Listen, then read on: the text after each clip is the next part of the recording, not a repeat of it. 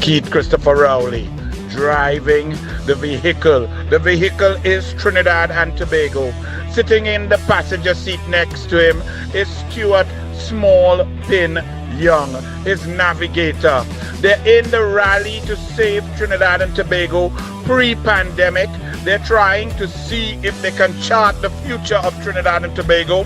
The economic pressures are real. The incompetence is real. The NGC gas price, the energy sector is collapsing. There is a non-existent agricultural sector. He has chosen a cabinet of no brains. But here is Rowley showing off and laughing at the country as the country goes downwards. He is speeding towards Noel Garcia, A.A. Kwamina, Newman George, and all the power brokers, the recusal twins. In the backseat, you can hear giggling like a donkey, is Faris Al-Rawi Al-Tight pants.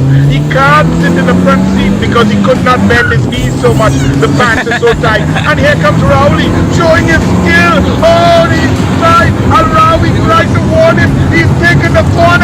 the entire economy, the entire Republic of Trinidad and Tobago has crashed. Oh my goodness, you are so noticed.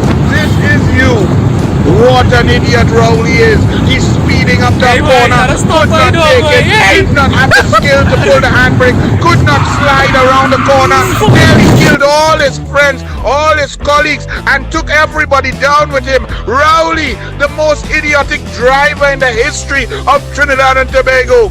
Douglas Politics, Friday night, 7:30 p.m. Politics. This is Douglas Politics, yo. Douglas Politics. Listen, Douglas Politics, yeah. Douglas Politics. This is Douglas Politics, yeah. Douglas Politics. This is Douglas Politics. Douglas Politics. This is Douglas Politics, yo. Douglas Politics. Evening and welcome to Douglas Politics on a rainy day. I hope you're not in flood, landslip, traffic. My goodness, nothing working in this country. On top of that, we might have to thank God for the rain, because every single element, every single department of Trinidad and Tobago is under-resourced, understaffed, whether it's lifeguards, police, equipment, coast guard, across the board, air guard, no planes, no helicopters, no border patrol, patrol squad, they cutting ribbon to open mailbox. Even our firemen, still, this has been going on for 5 years. Firemen have been meeting and begging Rowley, Small Pin, and now Ethelbert for resources. You all think it's joke? Listen to this fireman there, and listen to what sort of danger we, the citizens, are in because of the incompetence of Rowley. It's not funny. Listen. And all we have is 4 sets. When we have 354 fire officers attached to the Tobago division, imagine that. What we ideally should have, we should have no less than 200 to 300 breathing apparatus sets in Tobago, so that each fire officer should be able to have a set personal to himself that he can maintain and be able to respond in this type of environment. Aside from that, adding the issue of appliances, we need new appliances. We still have several fire stations that across Trinidad and Tobago remain without an appliance and unable to respond to the public as we speak. Mr. Robinson, is it a question of... What happens here? I want the man to talk. Imagine in Tobago, breathing apparatus, they don't have enough for firefighters. So if them going to fight fire, man had to share breathing apparatus in a pandemic. That's how brilliant Keith Rowley and the PNM, and they go on Tobago to have retreat to Mamagai Tobagonians because the election coming. All of a sudden, all of them go on to Tobago. Well, in the business day, they say drive electric cars. Very interesting. Electric cars, car dealers hit the highway of renewable energy. These initiatives could have been the reason why the Prime Minister in mid-August warned that Trinidad and Tobago may not be able to depend on oil and gas revenue soon and would have to diversify the economy. No, that's not why. The world has been moving to renewable right through. Last year's budget a year ago, Keith Rowley and Coleman but came and removed the tax incentives, removed the brakes, so for you to be able to buy electric cars, making them even more expensive and out of the reach, stating that they had to save US dollars and stop the US dollar drain. So don't talk no nonsense. Rowley didn't talk about the oil and gas sector diminishing because of renewable energy. He knows that he and Small Pin and his management of the oil and gas sector in Trinidad and Tobago has brought about its total and complete collapse.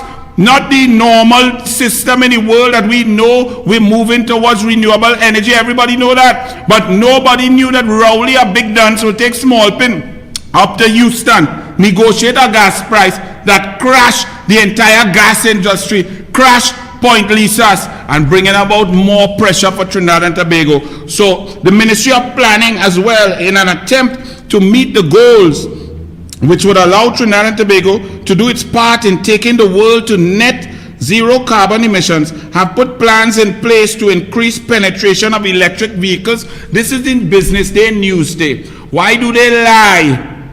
Just last year's budget, go and read it. Coleman Butt came in the Parliament and the Senate and removed the incentives from people, from citizens, to go to electric cars. Them ball in the Ministry of Planning. You see, they just come here and give you misinformation. Kamala accuses Prime Minister of taking bogus credit for schools started by the People's Partnership. That's what I was trying to tell you all. Rowley went to the media 4 years ago and say, ask Kamala and ask Tim Gopi, say what 106 schools them build. Go and ask them where these schools. When the media asked Tim Gopi Singh, come and show you 106 names, places, schools completed, ribbon cutting with Kamala Prasad Bisesa, even down in Rowley constituency where he never built nothing for the people down in Carnage. The media didn't go back and say, but Rowley, we find the 106 schools. But on top of those 106 schools, Tim Gopi Singh also gave you all information of about 62 schools that were in various levels of completion coming up to September 2015. Some were up at 92% complete, some at 45%. Rowley and them, after 6 years, as Kamala says, that's right, the Malabar Government Primary School, the Samoa Government School Primary School, and the Chatham Government Primary School started under my government, said Kamala. And Rowley and the Newsday trying to take props now. Here the Newsday, oh, these things, this infrastructure is so great. It must have taken a lot of planning, creativity, and hard work to get done. Yes, by Kamala and the UNC. Roger say, Roger say, expect many hardships in the upcoming budget. Roger, really? Greater hardships than every single member of your union employed at Petrotrin, the refinery, both fully paid workers and temporary or daily paid workers, 11,369 workers getting fired, obliterated, and out of work for the last 3.5 years. You mean you could find something in your portfolio, in your job specs, in your life, you as a labor leader, that could be more hardship than your entire union getting fired from Petrotrin and then getting Mama Guy, have you begging 4 times and like a little girl begging, please come please, could I have refinery please? No boy, get out of here. And you're going back, oh gosh, don't shout and buff me, could I have it please? Roger, it could have more hardship than that. Hey, Archie, let me hear Roger about the hardship now. Let me lean to the left. Roger, come in, boy. Let us be honest, comrades. It is like every time a PNM government in office, the places just get hard and everything bad. Rain refuses to fall. When it fall in bucket a drop. Pothole all over the place.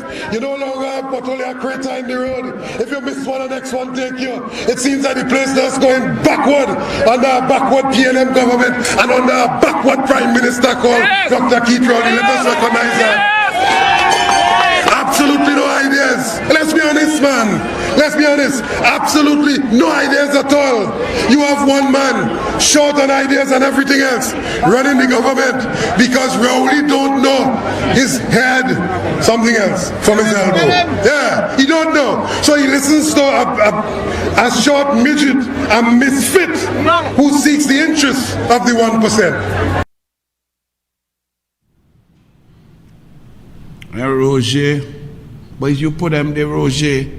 You say Kamala, who had all your workers working, who negotiated 145 collective bargaining agreements that were left there since 2002, down to Hilton workers, domestic workers and so on, were operating in 2011, 2012 with 2002 salaries. Under a boom in the PNM 2004, the PNM told you and the labor force, labor unions, tighten all your belt. When oil was up at $140 per barrel US and gas was up at 1359 MMBTU, Roger, you come and you take a mannequin of Kamala and drag she through the street while all your people, all your workers were working, Roger. But it's you have Rowley Day, it's you hug up Rowley Day, it's you kiss Rowley Day, and now you know Rowley Day and the Dwayne Day and everybody's short and so on. Roger, lean to the left and ride out now, boy. And my other brother, unionists, governments must do more for laid off workers. Despite the pandemic, the government must do more to get workers back into decent jobs and must get a better relationship with the labor movement. Communication Workers Union General Secretary Clyde Elder told Newsday on Wednesday, but yes, Clyde, but when all you put anti-labor movement government there, all you put them in power because all you're playing games, all you're playing politics, you're playing race games, politics games, PNM games, whatever games all you're playing. Because it clearly could not be that you and your unions and labor said, listen, who respect labor more, Kamla or Rowley? Because Kamla settled negotiation, Kamla gave increases, Kamla gave bonuses, so much so that Rowley come and cuss Kamla and say, but how dare you pay all that money to workers and so on. You all then decided to go and support Rowley. Now that Rowley there, you say now, you want the government to listen to labor? Mr. Elder, with all due respect, I'm not understanding. I really not understand. You need to explain to me a little bit, because in Kamla government had people like Rudal Munilal, had Errol McLeod, had people like me who love labor, who in for labor, who fight for labor. Rowley have Imbot, small pin, tight pants Al Rawi, Rohan Sidanan, Andrew Gabriel. Who like labor? Who is labor? Richard Young, Angus Young, and all you put that. So now you could talk and beg and do what you want, but nothing happening. Everybody, this is the worst period for labor in the history of Trinidad and Tobago. Even the colonial masters were better. So I don't know who you talking to. You really feel Rowley going to listen to y'all? But what can I say? I'm sorry for all you. Now, and let me tell you something. I must give Jack the jacket and Jim the gym boots. Mr. Sabga of Ansamakal, Sabga Norman and son. I did a little thing and I asked you all. First of all, I congratulated you all, because as businessmen, as a corporation, Ansamakal is brilliant. You have done well, made Trinidad and Tobago proud. We're proud of all you. We're proud that you can excel at the top of the world. We want you all to expand. You said you're going to expand and so on. But then I asked you all some questions. But it looks like you may have listened. And to me, that's very important, especially when people big like all you, have plenty money like all you, big boys and so on. Your ears are kind of clogged. So it appears that the Sabgas of Ansamakal, because I complained vehemently, and I have been doing so, about their Guardian Media Limited. Now that's not a big segment of their business portfolio. If they break even or lost money, Guardian Media Limited, that's just there, right? That's not where they make the money. So the big boys may not be aware of the editorial position and what is going on with their newspaper. But all I could say, Archie, is that after I said that, I seen a little change, and I want to give Jack the jacket, and I want to say thank you, Archie, remind the people of what I said now. Go back and run the video. It was about 10-12 days ago sometime. Archie, run it. So to the Sabgas, to Mr. Sabga, Grandpapa Sabga, this Sabga, and the grandson Sabga, well done. But let me ask you this. The same brilliance, efficiency, discipline, creativity, world-class product, world-class service that you expect from your group and from all your managers and employees and so on. How come you don't expect that for us as a country? How come you can accept Rowley and the PNM, their incompetence, their indiscipline, their lack of management, their lack of creativity, their lack of frugality, their poor investment, their poor marketing, their poor planning, their poor implementation? How come you accept that and support that for me and my citizens, while you promote brilliance, discipline, creativity, implementation, management, teamwork for Ansamakal? I want y'all to answer. I read in the next version. I want y'all to tell me, because I'm not joking, I am proud of this. You are sons of the soil, Trinidad and Tobago, proud. But how come you can reach this level of height, of brilliance, but you leave for me my children, my country, the low incompetence of Rowley and his government. How you justify that? Please explain to me. I'm willing to listen and learn and understand Mr. Sabga and Mr. Sabga. How? Because Rowley couldn't work for all you. Too lazy, too worthless, too dotish, not creative, can't manage, both no skill, no implementation, no budgeting, everything overruns, don't finish nothing. He could not work for y'all. Y'all would have fired he. So why are you encouraging and putting him on top of all of us? That cannot be right, Mr. Sabga and Mr. Sabga. But the answer on that is irrelevant. But I congratulate y'all on your company and how it's well managed and well run. You could try to get a newspaper to be a little bit, to promote journalism rather than stupidity. But the rest of the things going good. Well, I must say, thank you, Mr. Sabga and Mr. Sabga, because I have seen a move towards journalism. I'll keep monitoring. It's a big hole. You have a big hill to climb because the Guardian took it so far back and are tired showing the people time and time again editorial position, choice of stories, burying stories, questions, columnists.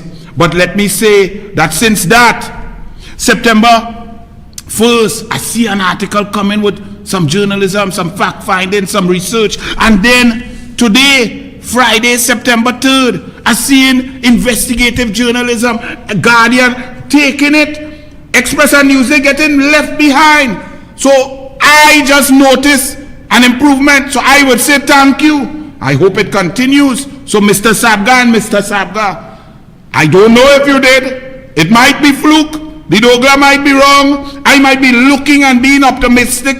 But I seeing some very important information coming out, because the population needs information when we deciding who to vote for, so that we don't end up with a Shamfa, so that we don't end up with a Rowley instead of a Kamla, so that we don't end up with a prime minister who does not like anybody, does not like black, brown, in between, so that we do not end up in a country that nothing works, that we drop on the competitive index from 66 under Kamla to 150 in the world, that our foreign reserves in US, that all you couldn't even get US, you didn't even have US to get vaccines to save our lives, the 351,000 Pfizer, that would not happen, that the economy would be well managed, that the airport COVID-19 response, that 1,300 people would not have died. These are very important things. So, to the Sabgas, I am seeing, first of all, unemployment, food prices, public debt on the rise. Wednesday, September 1st, 2021. Increased unemployment, rising public sector debt, and food prices were among some of the observations in the Central Bank Economic Bulletin. Normally, you would take this and you would shut it down, fling it out, or look for some kind of mamagism from Alvin St. Hilaire, the PNM, Central Bank Governor, and so on. But today, I must say, to the Business Guardian, page 15, and ladies and gentlemen, pay very close attention to this, because Trinidad and Tobago is a gas economy, not an oil economy. No, oil economy changed since 2002 or so, when we moved from 100,000 barrels a day down to the PNM Coleman Butts, lack of management, lack of maintenance, down to 28,000 barrels a day. Now we up Heritage boasting that there are 36,000 barrels a day. It is gas. Trinidad and Tobago could have money to spend on services and so on because of gas now.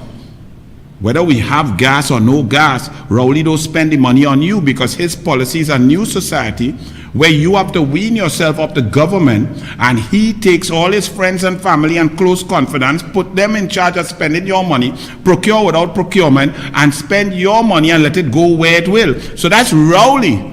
Now, you all voted, some of you all voted for that. I'm not sure why, but that don't make sense. So we are a gas economy.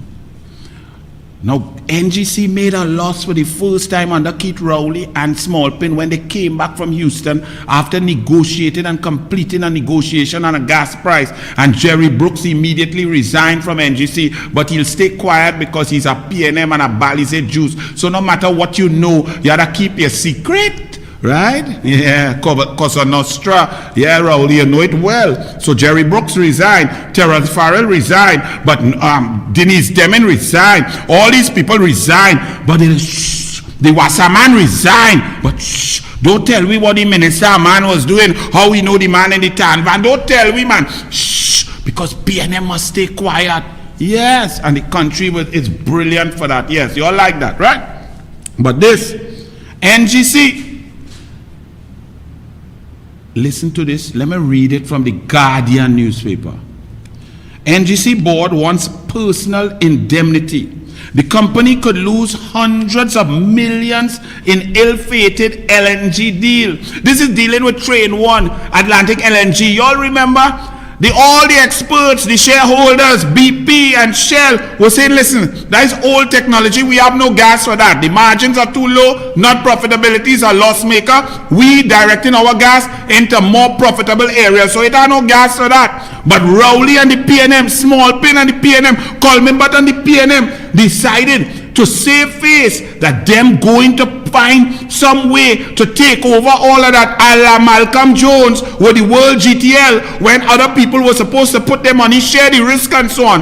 Malcolm PNM Jones, as an executive chairman of Petrotrin, took all the decisions to take your money, invest it and lose it. And when Anand Ramlogan and Kamla was trying to get back and recoup your money, Rowley Alrawi and Stuart Smallpin, who was Malcolm Jones' lawyer, pulled the case out of court with a QC Nelson, who had been paid, who was suing the government for fees, but somehow he get the same amount in a settlement that he was suing for from Alrawi, to then give a one paragraph unsolicited advice to withdraw a case. They announced that they was going to withdraw the case. The Privy Council, the law lords, could not believe. They scoffed and ridiculed and laughed at Trinidad and Tobago to see that we were so politically motivated that propriety didn't matter. That was the NGC. That was the Petrotrin. This is now NGC now. And it's similar to that because everybody knew, all experts knew, Atlantic LNG Train 1 not going anywhere. But those in charge, Rowley, Franklin Kahn, deceased, and now Smallpin and the PNM cabinet say, nah, boy, we already shattered the gas sector. We already negotiated in Houston a terrible price, and 11 companies in Point Lisas have left and shut down. The steel industry with Mittal going earlier in 2017, we are in a total and complete mess. We shut down Petrotrin refinery. There's no patriotic. We have no buyers. We have nothing. It's buying scrap iron. We have to save face, political face. We cannot let the people know that we are just so completely stupid. So hear what? Conrad Daniel, who's your daddy? Hear what? You all know, let me keep this thing going. Don't let Kamla and the UNC realize that we don't know what we're doing. Keep mamagaing people. Spend the taxpayers' money. Try to keep it going. Don't let it shut down. Don't let it mothball. It mightn't be working good, but keep doing it. But hear what happened now. In what could turn out to be a major scandal for the government and state-owned national gas company, NGC, Guardian Media has obtained confidential correspondence between Finance Minister Colm Imbot and the board of the NGC that show the board seeking and Imbot agreeing to grant them personal protection against being held to account should the company lose over $440 million in an ill-fated attempt to save Atlantic LNG. Now understand what is taking place. The PNM has many different ways of thieving. Okay, the first way they just thief, they got procurement legislation to thief. But then when Rowley come in, they procure without procurement. Then they only put friends and family. Noel Garcia in charge of building house, fire station, police station, airport, health center, hospital, stadium, and all houses in Trinidad and Tobago, plus refurbishing Red House, President's House, all of these things. So they put their friend and family, Newman George, AA coming in charge of all your money to spend. The next way they like to do, they like ministers to procure. Ministers procure the Galleon's Passage, 120 million. When do you ever hear ministers procuring? Ministers supposed to stay as far away from suppliers as possible. Rowley and Smallpin go down to Australia and do a process, a tender process with Hostal and Incat. The ministers, the power brokers making decision to spend your money and then say, give me 2 cutlass vessels. So they keep it close in the family. Only certain people tendering and spending money. The next thing they're doing now, you could put it up. They now have a new way of thieving, the PNM method. Indemnify to thief. So hear this now. I just breaking it down for y'all. Because some of y'all just hear gas, energy and feel it so complicated you have to be an engineer. No! There is a board. The board is thinking about making decisions on investment of your money, trying to make a profit for you, the people of Trinidad and Tobago, using your resources. This is Mr. Lokwan. Leave you up, I'm coming to deal with the Mark Lokwan. You're not answering questions. You're a big boy, Lokwan. I have plenty of questions for you, especially. What's your relationship with Stuart Smallpin Young? How long you know him? How much talk you talk to him on the phone? All you lime together? All you ever drink and lime down the islands together? How good are you with Smallpin? That's just one question. I have about 20 more. But leave him there. Because this man and his board, the board which is headed by Conrad Enel, and remember Wade Mark asking Conrad Enel, but how you signing deal with Philip Julian? Is there any family relationship? Who is your daddy, Conrad Enel? Because you look a lot like a certain czar. I find you look like Ken Julian, Conrad Enel. I don't know. Men asking who's your daddy. So you're making deal and signing MOU with Future Energy, with hydrogen and thing with Philip Julian. Is there any relation? Or you're not answering. So Conrad Enel and the PNM board taking instructions from somebody powerful. Right? You could move here now. Because I'm dealing with Rowley, Smallpin, and Imbot through he, because that Lokwan, he has a lot of questions. Guardian Media Limited asked him a lot of questions. He refused to answer. He put some corporate secretary to answer somebody. He don't want to tell us who is spending and does he have board approval for the communications budget and strategy that he has been spending for the last 5 years. Remember I telling earlier, NGC making loss by opening full page ad. $40,000 full page to manage the structure and to place, and in 3 papers 120,000 in one day. When you lost $4 billion, you spending that to tell me the future is bright? Well, if the future bright, turn on the flipping light. Don't spend 120,000. But hear what they're doing now. Follow me. They're going to take a decision that they know they're going to lose money. Not their money, you know. Your money. They know that. So, they want to protect themselves.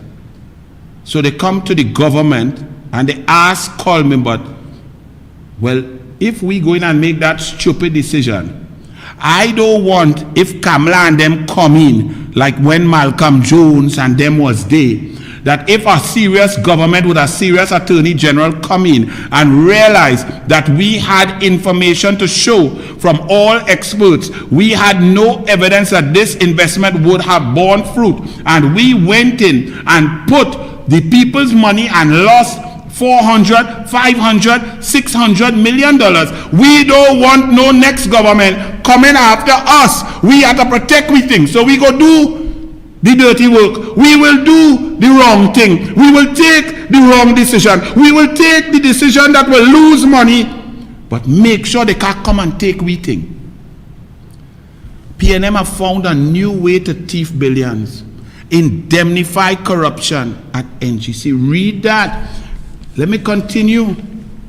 At the center of the issue is the NGC and Keith Rowley administration trying to keep Atlantic LNG Train 1 operating in the face of BPTT and Royal Dutch Shell, both the largest shareholders of Atlantic Train 1 and the largest natural gas producers, saying they do not have natural gas to operate that Train 1. So experts, BPTT, the brightest, the best, them know the business inside out. Yes? Shell, they know the business inside out. They know Atlantic Train 1 is old technology and utilizes too much gas and therefore is not profitable and cannot compete with alternative uses. The opportunity cost is too great and therefore they cross off that investment, mothball, waste of time.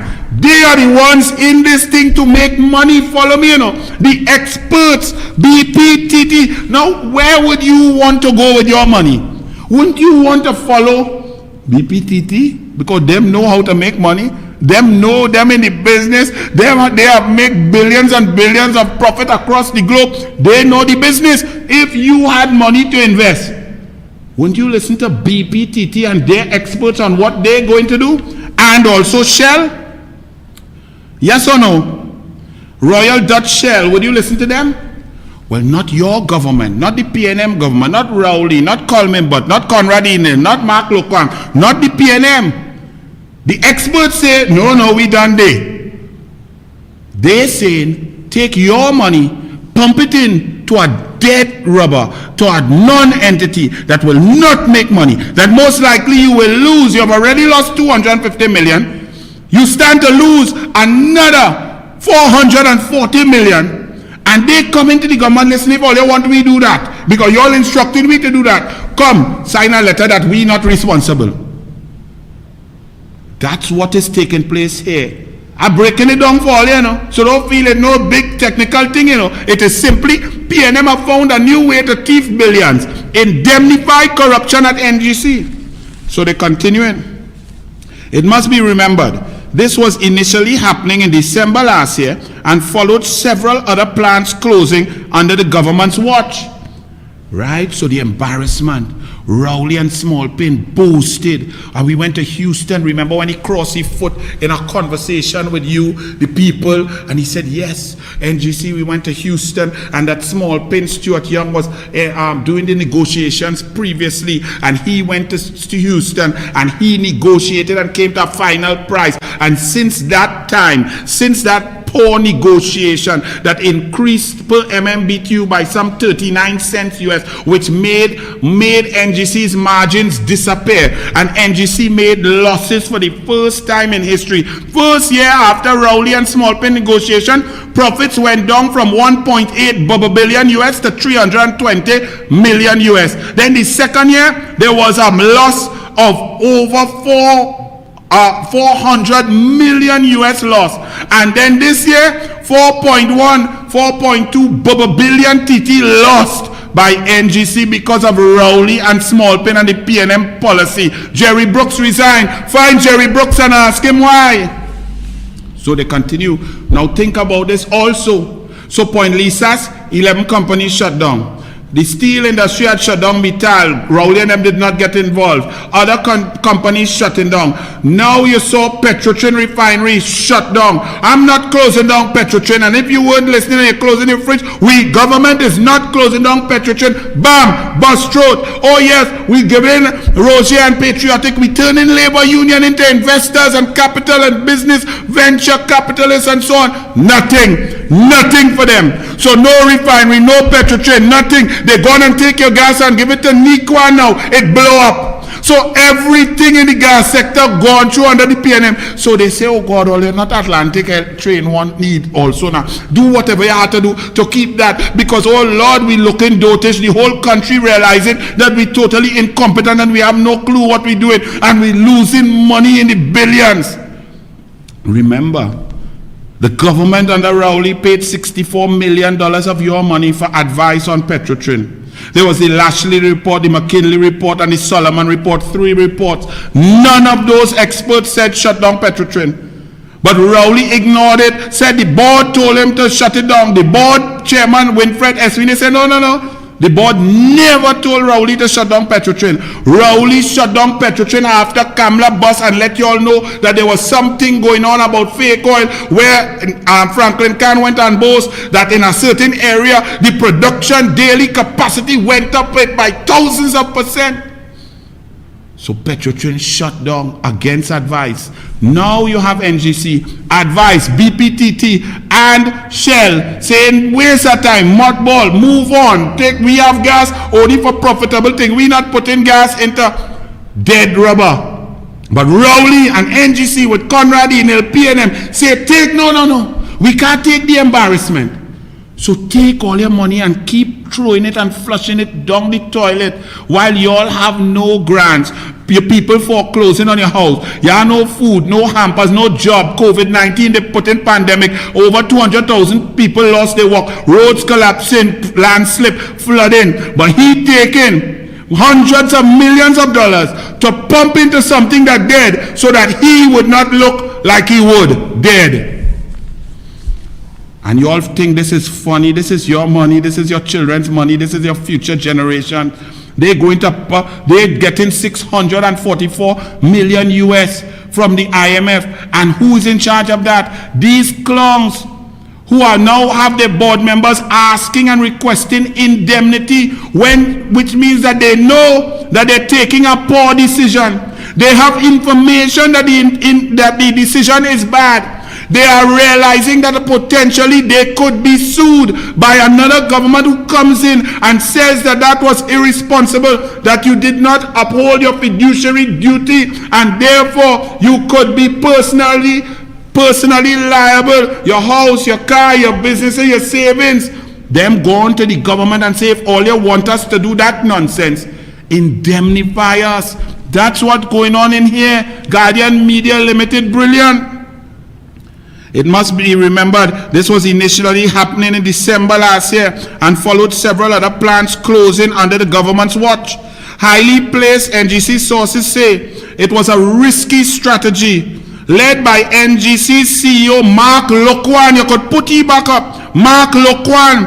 I remember asking Mark Loquan, what's your story, boy? Why are you talking nonsense? Remember when even Frank Lukin was saying until 2022 we under pressure, we have to take the bumps because of the negotiated price from 2017 October with Rowley and Smallpin, and Frank Lukin could never be considered to be a UNC. And this man was trying to play games and shimmy-dimmy and say, yes, we're looking to move around and do this and do that, but he couldn't make sense of it. In a letter dated February 25th, 2021, and addressed to Finance Minister Coleman, but the board of the NGC said it had invested with Imbut's agreement US 24.7 million TT in a dead rubber, in a train that cannot be profitable, in a train in which experts say there are no gas for that, in a train with old technology, inefficient, that all the experts say, mothball that, close that down, move on, make other decisions, use your gas wisely. With Imbut's agreement, US 24.7 million in what it calls the ALNG Train 1 rescue package. You trying to rescue the PNM after they done drunk and swallowing salt water with seaweed. After they underwater, 10 minutes, you trying now with your money, with the taxpayer money, the PNM trying a rescue package to rescue a dead investment. And they wanted permission to spend another 40 million US. And some Akal could not even get 8 million US from the government to bring vaccine for we. 8.9 million US. This government going to pump after 24.7 million US loss. Another 40 million US.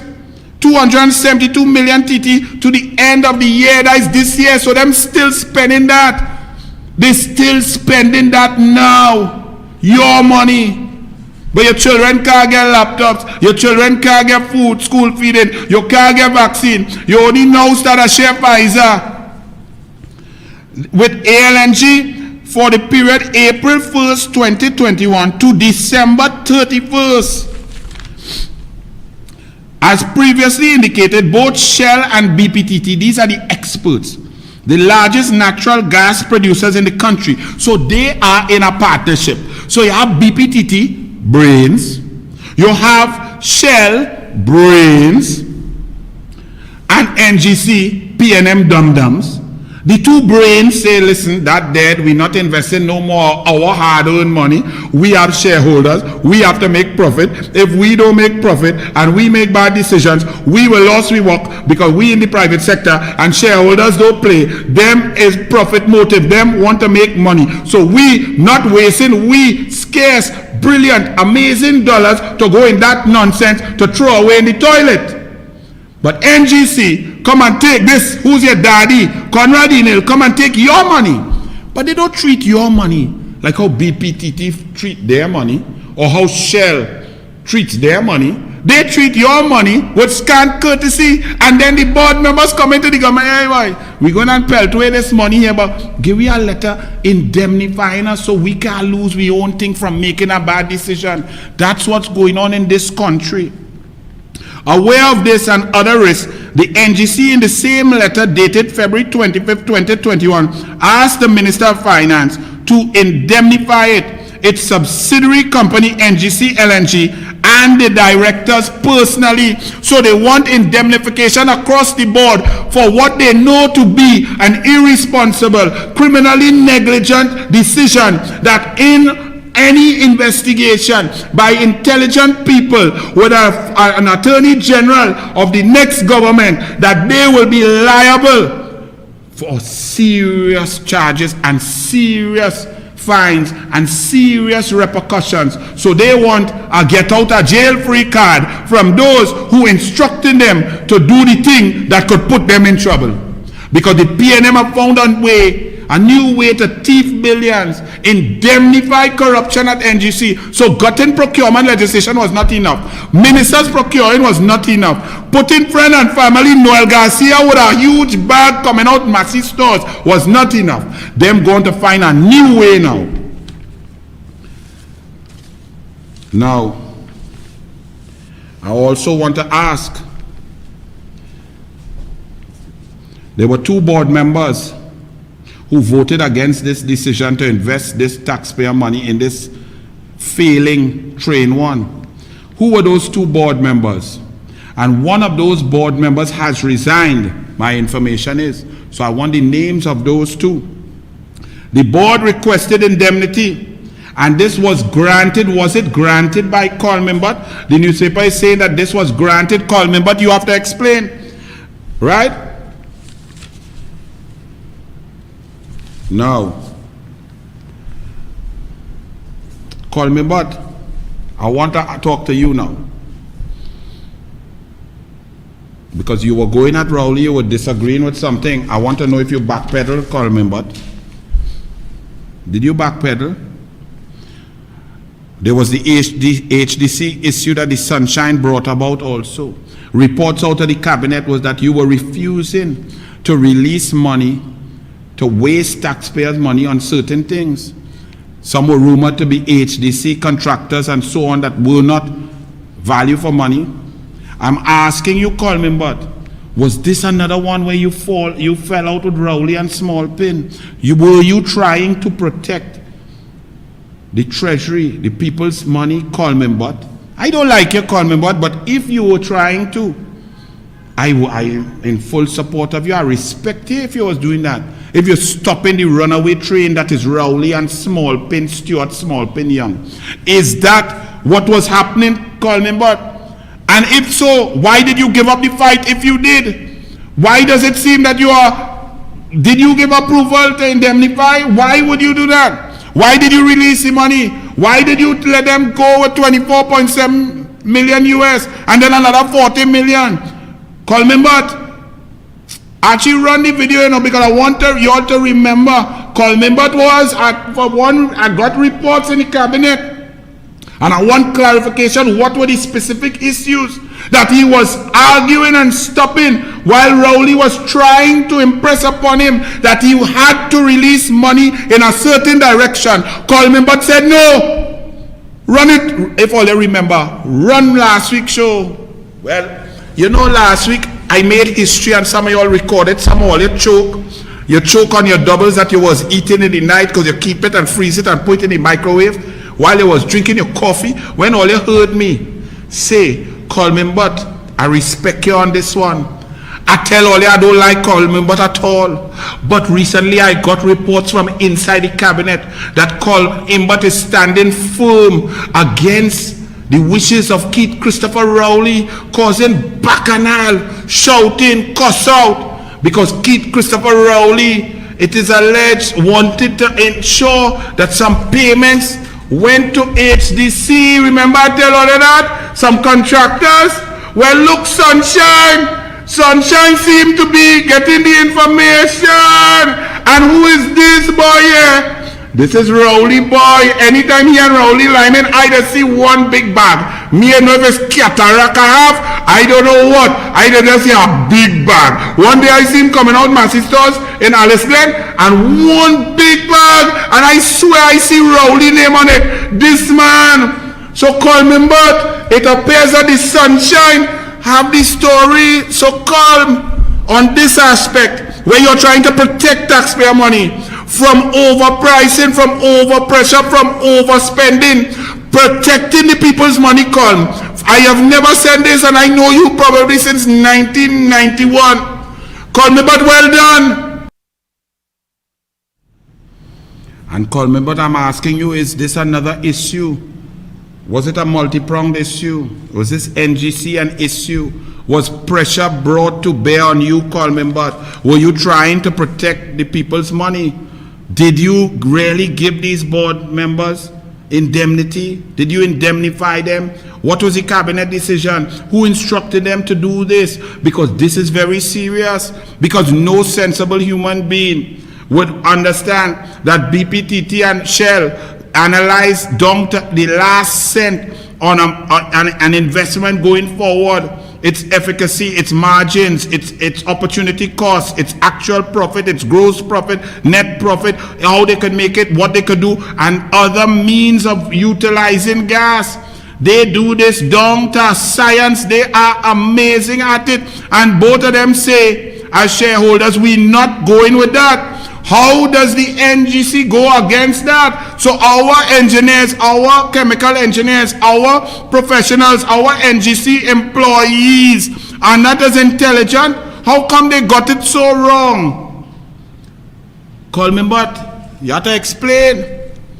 Because in what could turn out to be a major scandal for the government and state-owned National Gas Company, NGC, Guardian Media has obtained confidential correspondence between Finance Minister Coleman Burt and the board of the NGC that shows the board seeking and Imbert agreeing. This is the part, Imbert, did you really agree? Why did you agree? Were you forced to agree? Did the cabinet make you agree? Did you agree on your own? Coleman Burt.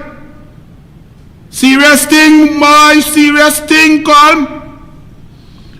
To grant them personal protection against being held to account should the company lose over $440 million in an ill-fated attempt to save Atlantic LNG. And why is this? Why they want that personal indemnity? Because Malcolm Jones was the executive chairman of Petrotrin, and there were supposed to be other investors in the World GTL Gas to Liquids plant.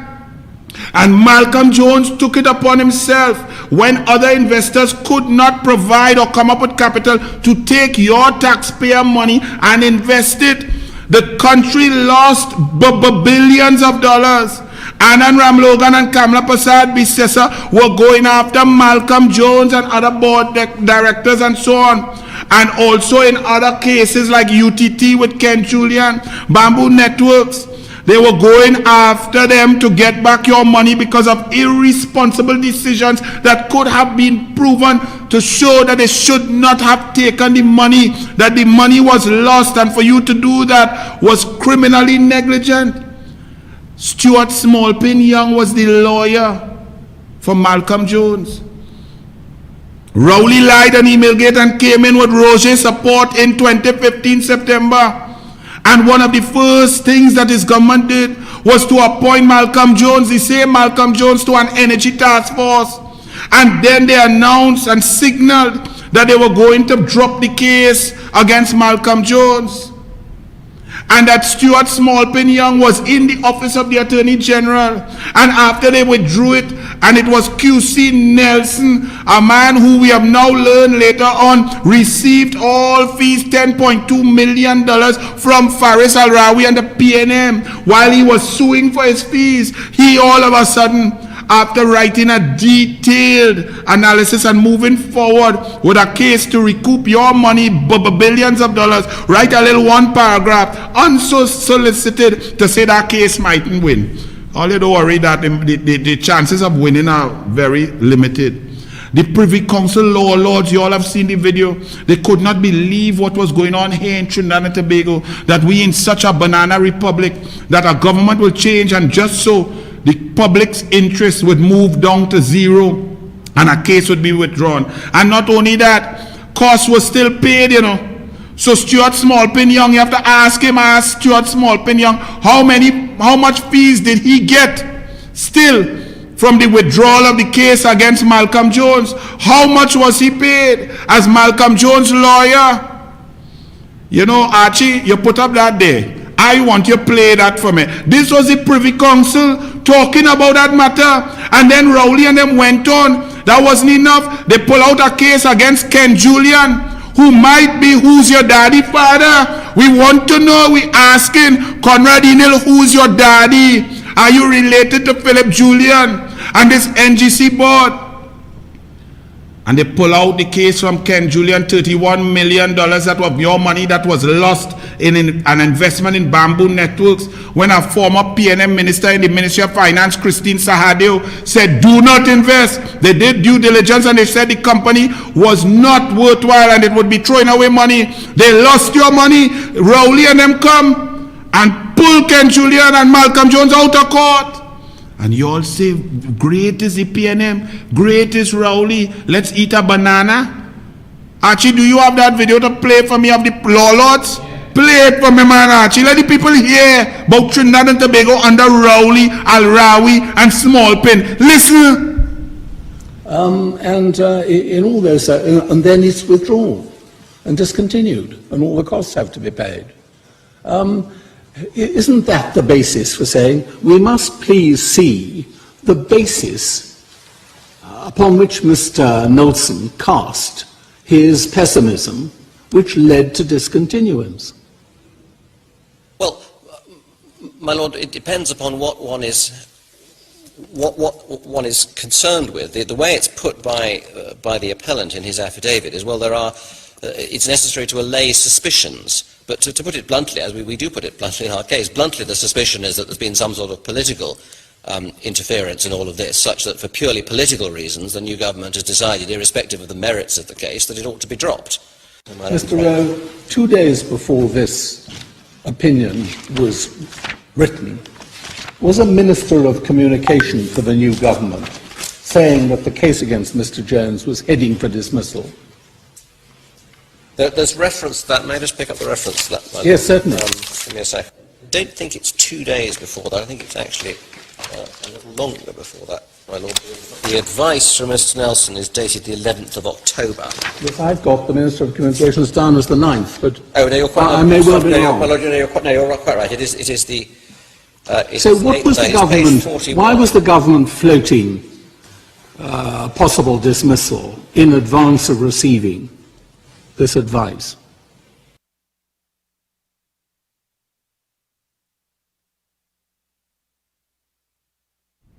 And here we go again.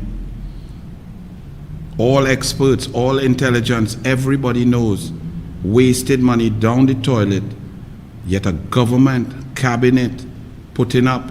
Who's that, board members? Wow. Yes, Archie, well done. Very interesting. Y'all people are very, y'all don't care about anyway. But just keep them running, That board members of NGC are wrong with Conrad Enel. I wonder who resigned and who didn't resign. Which ones? I don't know. I waiting to hear from each and every one of you, starting from Who's Your Daddy boy. I don't know you, but you're going to become famous. Next one, you going to become famous. You're smiling. Very funny. I don't know you, my lady. God bless. We'll find out who you are. Don't know you either. Don't know none of all you. Very nice. Very interesting. Move them. Because them asking for indemnification when all experts say don't bother with that. Don't waste gas with that. That's a loss. You're going to lose money. Hundreds of millions of dollars and children suffering. Children have no food, no sport money, no education. Children have no food, no laptop, no devices. Our places in a mess, infrastructure flooding, no agricultural plan, no program, no agro processing, no sport tourism, nothing. All right. Put up Mark Loquan there because I have some questions with Mark Loquan. Because Malcolm Jones, your name might get, let me say how his song, Mark Loquan, Malcolm Jones, Mark Loquan, Malcolm Jones. I just getting a practicing now, because it look like you trying to go down there, Mark Loquan. Is your salary approximately with perks 200,000 US per month? I mean TT per month? Is that true? Mark Loquan, since you want to answer Guardian Media Limited question, let the Douglas say something. Are the taxpayers of Trinidad and Tobago are paying you approximately 200,000 TT per month? Yes or no? What is your relationship with Stuart Small Pin Young? How long you know him? You ever met him? Did you ever meet him? Did you ever do anything with him? You line with him? You know him? How long you know him? Please let us know.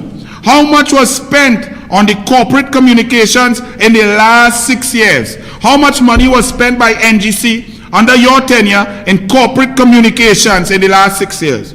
And please provide all approvals for this expenditure in corporate communications and strategy over the last 6 years from the board. Please provide all of that, right? But the PNM has found a new way. Indemnified to thief. Gut in procurement wasn't enough. Who would gut procurement? Think about it. What sort of people will come? You have legislation that's not perfect, because no legislation is perfect, right? But you have a kind of strong procurement legislation. And the government of the day who's in charge of your money will come and weaken it. Water it down. Why? To protect it?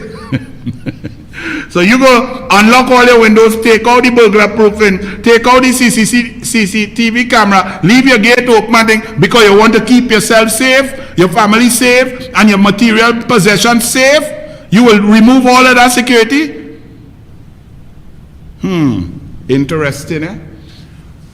On that note, we're going to take a short break. Mark Loquan, boy. I just need to say Loquan, Malcolm Jones.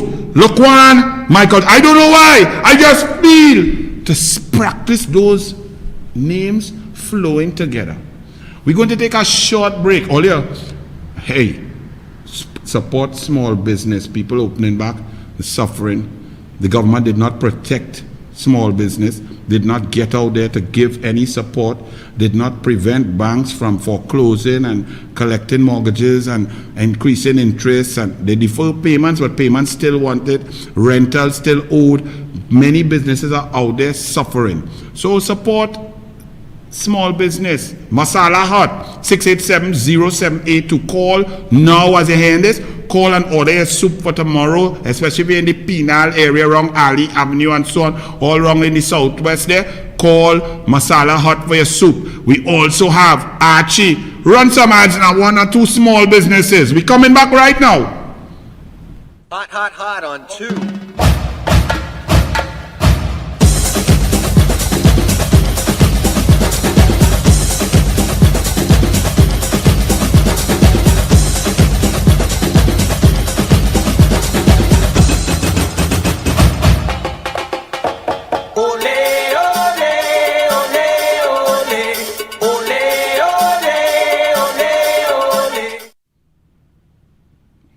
And welcome back.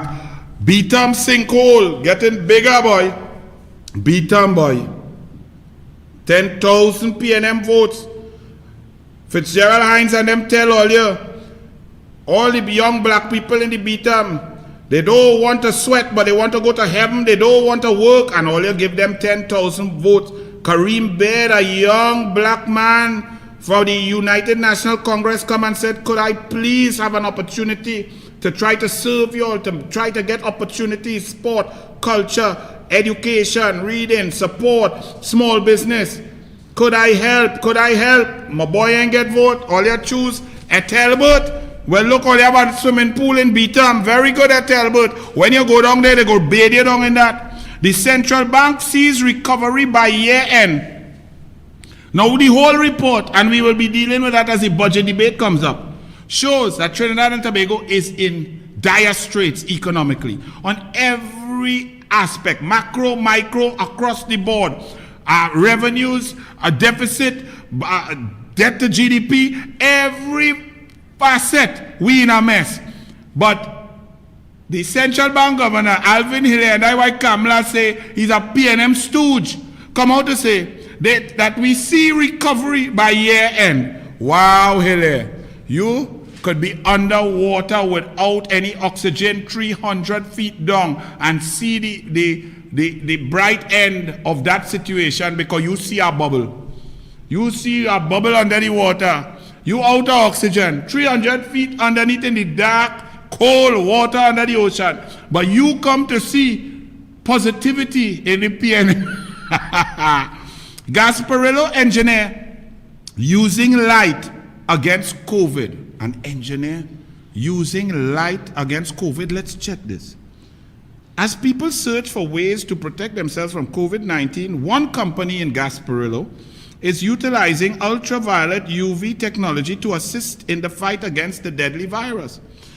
Shivanan Nandlal, owner of Ronan Engineering Services Limited, is using light technology to sanitize spaces. He says while this method is used in many countries worldwide, it is still relatively new in Trinidad and Tobago. He said, we must improve the quality of the air that we breathe and the cleanliness of the surfaces. There is no escaping that we are all at risk of contracting or spreading viruses and bacteria. Nandlal said UVC radiation is a known disinfectant for air, water, and surfaces that can... And the PNM laugh at Kamala. And you all laughed and listened to dotish people. Rowley, Small Pin, Convent Girl. Oh, they want to kill COVID with sunlight. When the half-life of COVID is 12 hours in the hot sun, in the sunlight, but 72 hours indoors in the mall, on the railings, and so on. And UV light is being used to kill not only COVID-19, but all viruses and bacteria to cleanse your surfaces. And yet in this country, my beloved Trinidad and Tobago, where we supposed to be very bright, we let idiots like Rowley, Convent Girl, and Small Pin talk nonsense about sunlight and punching and security dome and dome builders. And you all vote for that. Now you all want to know why people need indemnity from stupidity? Senator Vera has a talk stupidity. Independent Senator Vera, haven't heard from you since you accused me of lying about my asthma and playing games to thwart a process of the Committee of Privilege, that I was faking asthma that I've had from life and all my children have it and so on. And COVID-19 is a very serious thing. As Senator Vera, you abject clown. Don't apologize, it's okay. You're a man of class. You can attack somebody else wrongfully. Come and say you read a report and you thought that Anil Roberts, Senator Roberts, was trying to thwart a process, a PNM process in a PNM-led Senate and a PNM Committee of Privilege by the PNM. You really feel I care about the PNM independent Senator Vera? But I see that you on some PNM boards. You didn't answer yet. How long are you still on that board? How long were you appointed on that board by the PNM, the People's National Movement? Well, let me just read something for you and show you here.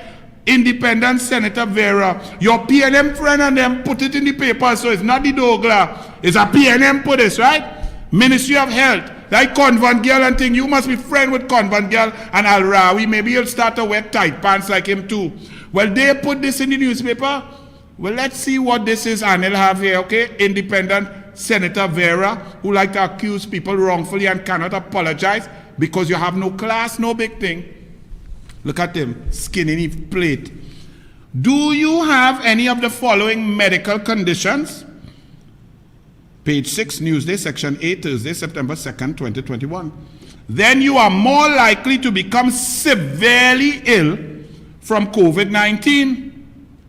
Diabetes, asthma. Asthma. I have asthma. COVID-19. Brazilian variant. People dying. Infections multiplying. Have to stay. Doctor's advice. But Senator Vera doesn't ask about that, didn't get any medical reports, didn't do nothing, but come to the conclusion that I faking asthma. Yes, Senator Vera? You don't feel like a big dunce now. You don't feel stupid. But come in here, Archie. Let's show him that Anil is not making it up now. This is a Ministry of Health document, right? Clear it up a little bit. It's a little blurry. You seen it, good? The second one there says, asthma. Do you have any of the following medical conditions? And the second one is asthma. Go back. Okay, Senator Vera? Tobago ICU overfull. The CMOH, 423 active COVID-19 cases in Tobago. Tobago's COVID-19 intensive care unit is over capacity, says County Medical Officer of Health, Tobago, Dr. Tiffany Hoyt. Hoyt was given an update. She said the island now has 423 active COVID-19 cases after 6 new cases were reported overnight. And the death toll climbed to 67 in Tobago. You know why it climbed? You know how it climbed? You know what was responsible for that? Do you understand what was the problem in Tobago? Tobago was pristine. Tobago's CMOH and the doctors were handling the COVID-19 response brilliantly until one fool came and said this. One big idiot. Play the idiot. The place to be is in Tobago. And I tell you, the best vacation you can have at home in Trinidad and Tobago is in Tobago. Go to Tobago if you want. The place to be is in Tobago. And I tell you, the best vacation you can have at home in Trinidad and Tobago is in Tobago. Go to Tobago if you want.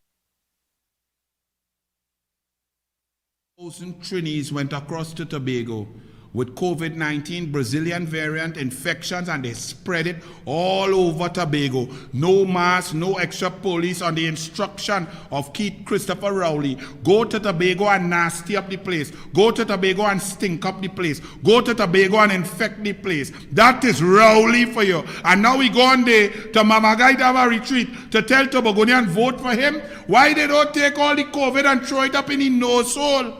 That is what he did. And COVID is ravaging Tobago because of Rowley's stupidity and irresponsibility. And when you're talking criminal negligence, when Tim Gopi Singh and Kamala Prasad Biswas and the UNC called for a commission of inquiry into every death, now you understand why.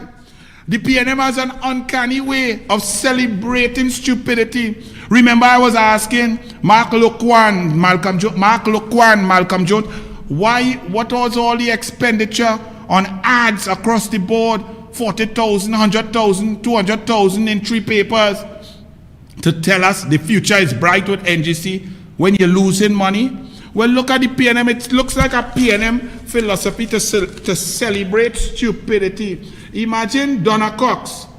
Donna Cox and the Ministry of Social Development could spend $30,000 to put 2 full-page ads in each newspaper, multiplied by 3. $90,000 to tell us that their failure is, in their opinion, something that is good. The roadmap to recovery for people. People suffering, people starving, people can't get a pension check, people can't get nothing, no assistance. Donna Cox calling them greedy but needy. People grabbing up for hampers. The public sector, the private sector, people, they don't know what else to do. They're just giving out hampers every day. They don't even have. Ladies with parlors putting out a shelf for people most in need and saying, take what you need, please. Even though she and all these small businesses under pressure. But hear what they say. How they celebrate failure. Helping, empowering, transforming lives. The Ministry of Social Development. The roadmap to recovery mandate. 1. The recommendations from the committee are social protection mechanism to ensure that no one is left behind. Well, no one moved forward. Everybody left behind. So total failure. Retention and creation of jobs. Retention and creation of jobs. 103,000 people lost jobs before COVID. During COVID, another 120,000 people lost jobs. 44% of businesses shut down and will never open. Total failure. All you're spending money on failure to celebrate and put in your picture. Best you put your picture next to a commode. Maintenance of supply chains. What maintenance of supply chains? Every pharmacy, every store, every restaurant cannot have a full menu, cannot have a full stock. Everybody's out of stock, no variety, very limited. A good staying on the port an extra week, people paying demurrage, all kind of thing going on. And you talking about maintaining supply chain, agricultural products flood. We have no local industry. We have a food import bill, food price inflation going up. Now people have to pay for charges for them container. It used to be 3,200 US per container, is now 24,000 US per container. That all going to pass on to the consumers. We cannot get goods, no variety, no stock, and increased prices. Stagflation in the country. You paying $30,000 to mama guy people and boast about your failure. Boosting aggregate demand to trigger local economic activity. 200,000 people lost work. How can you boost aggregate demand? Aggregate demand is down, flat and low. We have diminished and the economy has shrunk by an average before COVID of 4%. During COVID for this 18 months, we have shrunk by over 19 to 22% because we don't even get the real statistics. So Donna Cox, save me with that now. I always really believe this stupidness. Karapo residents protest for water. Yes, Donna Cox, they're doing good. The people can't get water. You talking about supply chain? You can't even supply water. So, where the minister man? Minister man, you studying man in van and tan van. Where the people water, minister man? All that makeup on your face. And you had water to wash up all that makeup? When the man was in the van and they had water in the windshield wiper, but people in Karapo protesting for there are no water. Diego Martin, the whole of Diego Martin, no water. The whole of Diego Martin, bush in the drain, bush all over. Diego Martin main road, it's like a forest in the drain. And that is Keith Christopher Rowley constituency and Colmimbat, two big minister, and Diego Martin looking like a cesspit. Another Papi Show probe. Hey, Archie, where my sinking vessel, man? You know I like water sports. Where my submarine? Another Papi Show probe, says the Express. The buck passing has already started with Works Minister Rohan Sinanan citing 2010 to 2015, the People's Partnership term in office as a period when a lot of vessels were not properly maintained. So Rohan Dotish PNM Sinanan say that boat sink in 2021 August because between 2010 and 2015, the UNC didn't maintain it. Really, Rohan? So what happened from 2015, 2016, 2017, 2018, 2019, 2020, 2021? What happened? You didn't do it? So Kamala, blame Kamala? Look, my God, it needed a service, but because COVID-19, it didn't get service. I went about 8,000 kilometers extra, but it gets service. It changed plugs, it changed this, it changed whatever filter and so on. So all things good now. Once you service, then you're serviced. You see? So if things were bad, If you say 2010, 2011, 12, 13, 14, we didn't service now the boats was working good. So we, the UNC, ain't service it, but the boats working good and moving on time. But you say we didn't service it. Well, all right. But if you service it in 2015 October, then all of that before is negated because you correct everything, you fill out everything, you fix up everything. If you service it in 2016, 2017, 2018, then you know it's not a cumulative thing. You service, but here the Express. When the government should be doing, Minister Sinanan clearly believes this multi-million-dollar fiasco can be explained away by mere reference to the opposition, when what he should be doing is explaining to the public why the government failed to address the problem for all of 6 years. Correct. The opposition does not hear the Express. The Express now show Rohan Sinanan. Hush your mouth now. Stop talking stupidnness. You in charge. You should have maintained the boats. That's your responsibility. Stop blaming Kamala. But here it is. The opposition does not get a free pass on this either. It must respond to Minister Sinanan's implication that it failed to ensure that the carnival runner was properly maintained. What nonsense are you talking about? The carnival runner was maintained. It was running brilliantly 2010 to 2015. You are the newspaper. You go and research. It was flowing seamlessly, working good. It was service. You are saying that the UNC must respond to Rohan lie? So it's also your position when Rowley come and say in email gate that these emails that weren't emails, that were not email addresses, that was nonsense, that when he come to say that, y'all do investigate. It's up to the opposition to say, but it's not emails. What nonsense is saying? And when we said that, y'all then went on Media, Express, Guardian, Newsday, TV6, CNC3. Y'all then went on to say, well, it's the content. We had to check Google. How could something go up in a cloud if it was not an email address? It can't even enter the cloud because it does not exist. It does not go anywhere. But that's what you all do. So you are saying the Express is saying that the opposition must respond to abject nonsense that Rohan stated after you all already realized that it's abject nonsense? Express, give me a chance now. Cabinet retreat begins in Tobago. All right. And actually, I confuse, you know. How many ministers they have in the government of Trinidad and Tobago under the PNM? About 23. How many other ministers, sub-cabinet and parliamentary secretaries and so on? How many senators? In the cabinet secretariat, how many people are over there to provide the ministers with service of their notes and so on? Normally it's about 5 or 6. So if you have 23 ministers plus some senators, 7 like 30, plus cabinet secretariat, another 5 or 6, 36, plus Rowley special branch and Minister of National Security and Attorney General special branch and so on, that another 12, you're up to 42 in that little area and that room there and so on. How come all of them in one room? So I thought there's 5 people. I don't understand it. Are you all confused? Look at all of them. And how long did they stay in there? Because Rowley now announced that churches can open up, but it could only operate for 25%. So if you have a church of 100 people capacity, you could only allow 25 people into your church. And you can only talk about the Lord or Allah if you're in a mosque, or pundits in Hindu. If your capacity, you could only preach and talk about the Quran or the Bhagavad Gita, Bible, however you want to conduct your mass for 1 hour. So how come them 23 plus so much in the whole day? COVID don't go in the PNM, and them, the Prime Minister was COVID positive, and he spread it already to 35 people.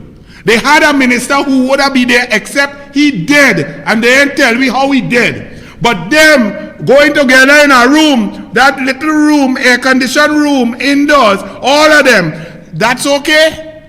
Okay, well then I'm going to ask all you something. If that's okay, I don't understand this. I'm reading from the Express. Page 7, Friday, 3rd September. 27 detained in suspected curfew party. 27. Police are once again calling on citizens to obey regulations set out under the Public Health Ordinance, especially as it relates to the number of persons who are allowed to attend gatherings. Go back to your picture, you know, Archie.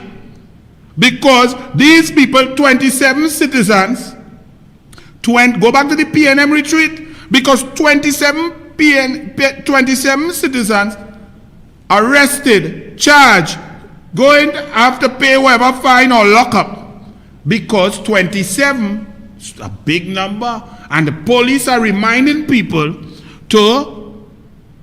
police are once again calling on citizens to obey regulations set out under the Public Health Ordinance, especially as it relates to the number of persons who are allowed to attend gatherings. What is that number? The last time I heard that number, it was 5. How many of them in that gathering? Where the police? Where the Babylon books? Where the Babylon books is causing disruption in my domestic affairs. You see why this country is a total joke? So people getting arrested. 27. But 23 plus secretariat, 25 of them in that room and coming in and out, and just outside our room, in our next room, have our next 12 or 13. And them in there whole day gathering. But people can't go and pray for more than an hour. And they could only go at 25% capacity. I don't understand. Only help me understand. So police saying monitor the gathering. Gathering is 5 people. And I more than 5, take away this one. Go back there. And I more than 5. And then in the same Tobago, COVID party crackdown, they say. Tobago's cops info reveals residents hosting fetes. Vow zero tolerance on breaches as cases rise. This in Tobago, the Tobago police say zero tolerance on breaches. So police in Tobago, where the zero tolerance? Look them breaching, look them gathering. The last time I checked, 23 is more than 5.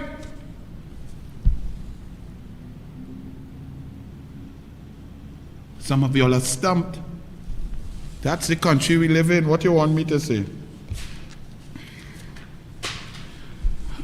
Double murder in Glencoe. Glencoe is in the constituency of Keith Christopher Rowley. His main office that he's had there for 30 years of being the MP is on Lauket Road in Glencoe. Double murder in Glencoe. We are in a state of emergency. We are in a COVID-19 lockdown. We're in a pandemic war for 18 months. But yet there are 253 murders and counting. How is that? Shouldn't a state of emergency? Shouldn't the pandemic lockdown thwart criminal activity? Shouldn't the lack of businesses opening, the lack of cash in the system, all of these things, shouldn't crime be down at 0? Shouldn't crime be very low? When the People's Partnership and the UNC had a state of emergency for 3 months, and the murder rate was a paltry 340 or something, y'all said we can't count that because the state of emergency reduced that and so on. We've been in state of emergency and lockdown for 18 months. Pure state of emergency with curfew for 112 days.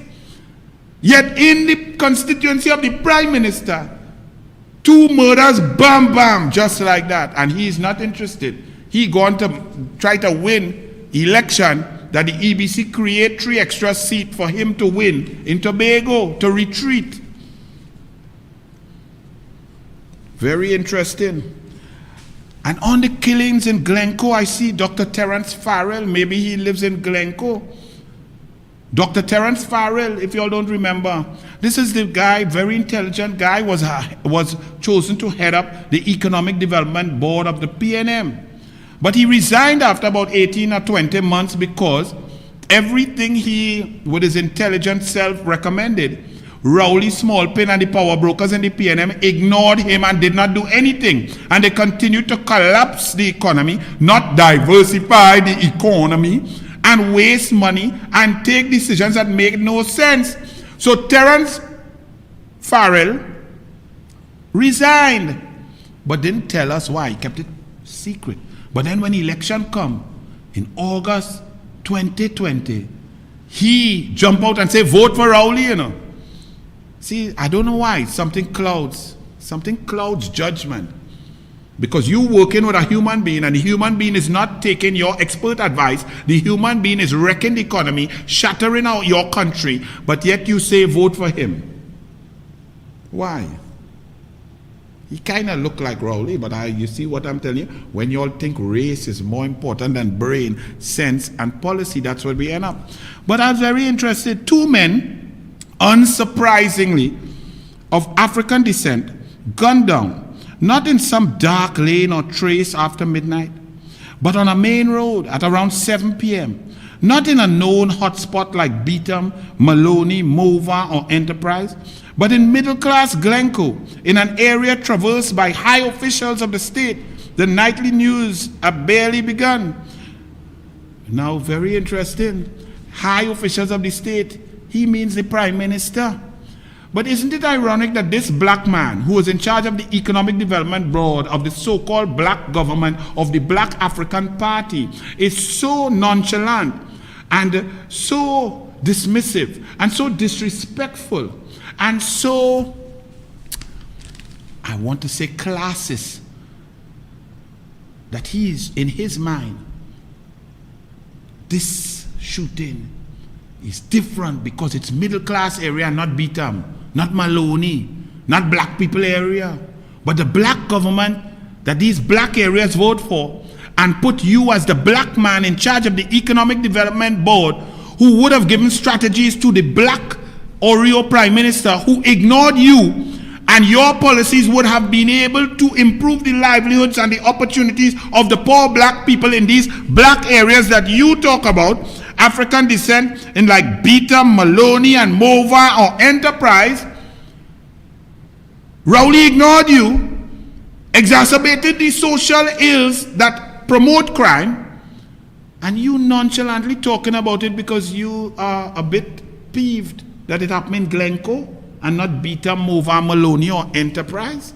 And you are the black man that's supposed to espouse policies that would create more equity in the society, trickle down effects, make sure there's a social blanket, opportunities for education, sport, and culture. You do nothing but you say vote for Rowley, then you come to complain about a crime situation in a state of emergency, under lockdown in a pandemic for 18 months. Mr. Dr. Terence Farrell, it's because of people like you, sir. As intelligent as you are sick.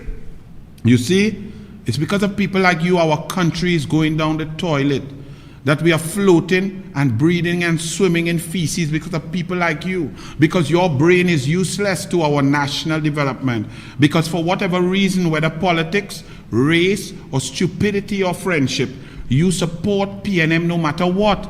So they don't listen to you, they don't utilize your brain. Rather than you support someone else who may listen to you, who may hear your plight, who may read your plans, who may implement what you're saying to ensure that crime is under control, even in an SOE.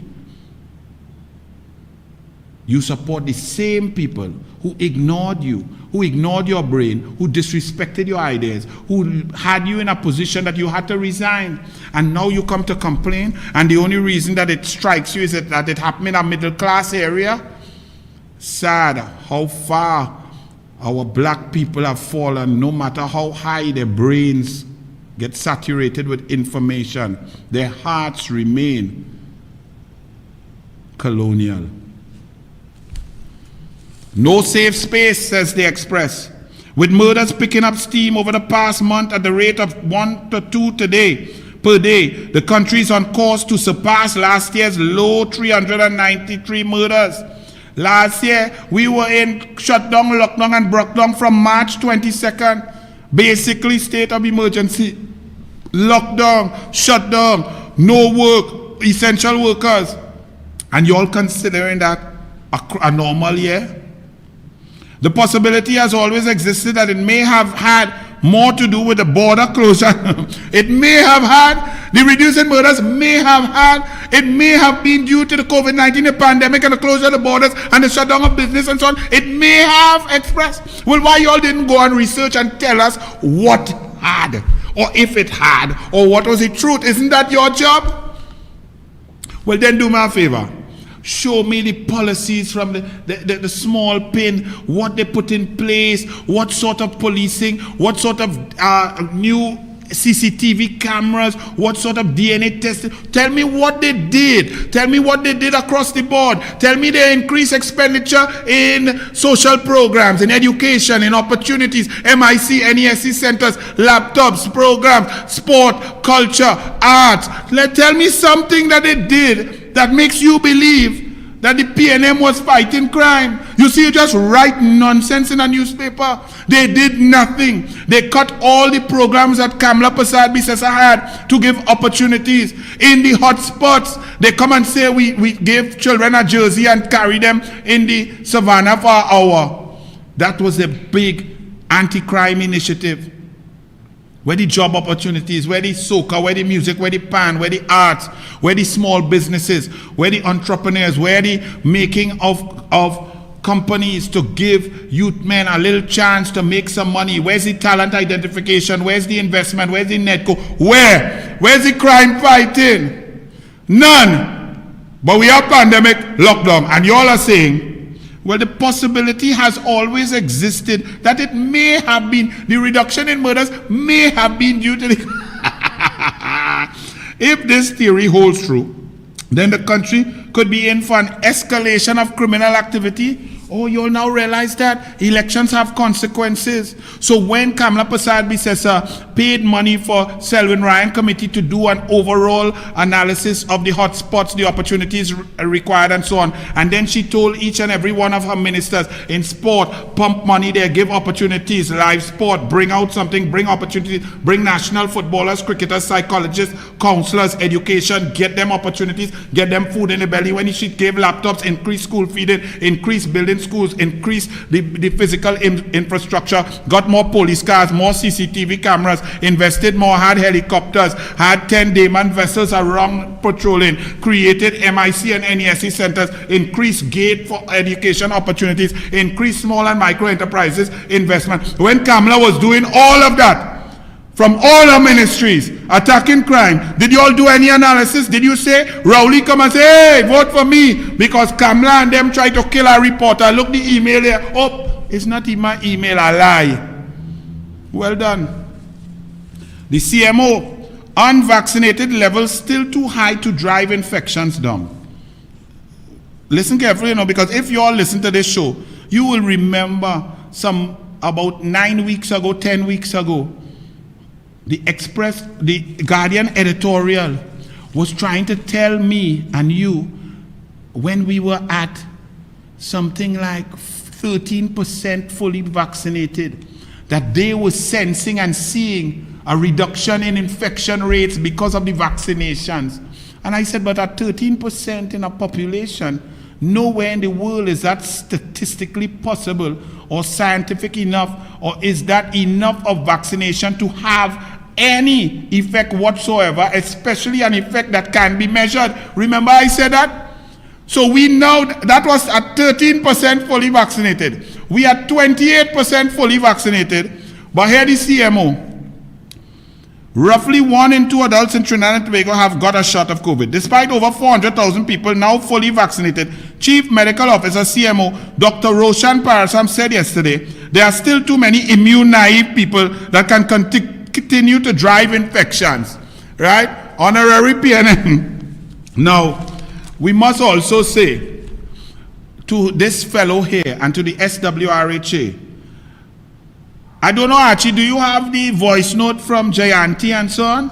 Jayanti Lakshmi Dayal was asked by the Minister of Health to put on a vaccination drive for the Johnson & Johnson. She and the counselor who's behind me in that picture, they went and put it on together. And then it was cancelled. Why was it cancelled? Alrawi, I just have a question for you with tight pants, tight shirt. You went on the train line recently to try and encourage people to get vaccinated down in South in San Fernando West. Alrawi, Al recusal, Al tight pants, Al mascara, Al makeup, and did they run you? Did the fellas them run you out of the Alrawi? I hear you run like a tailboat, but you didn't wear your makeup, so you didn't have mascara to run when you cry. But listen to this. Play Senator Lakshmi Dayal and hear what is going on. They're playing politics with vaccination, with life, with COVID-19. Imagine that. And you all find that's right. Elections have consequences. Listen to this. Run it, Archie. Well, Anil, as you know, the opposition has been unfairly criticized and falsely accused of trying to sabotage the national vaccination strategy. I was approached by the minister himself and asked to push this vaccine called the JJ1 jab, the Johnson & Johnson 1 jab vaccine. The strategy that they developed was that they would send it out into communities. So they asked if I would assist and push this effort, and I was put in touch with Southwest Regional Health Authority, who liaised with me. They actually suggested the site. I never asked for a vaccine site, and I didn't suggest the site. When we started discussing options, they said they were familiar with the Gulfview Community Center, and they wanted to know what type of interest they would have in the vaccine. I incorporated and partnered up with Councillor Rishi Balram Singh, who is my councillor in this area.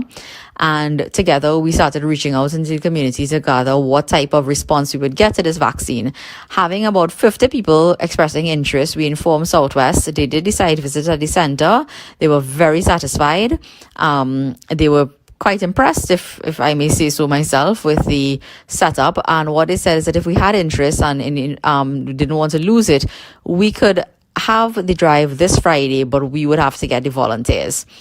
Councillor Balram Singh and I immediately went to work. We sourced 10 doctors and nurses who would be able to actually administer the vaccine and monitor people afterwards. We got a private ambulance donated for the day. We got lunch donated. We got tents for outside. We got other volunteers to basically run the registration desk and all of that. And we were on our way to having a very successful drive.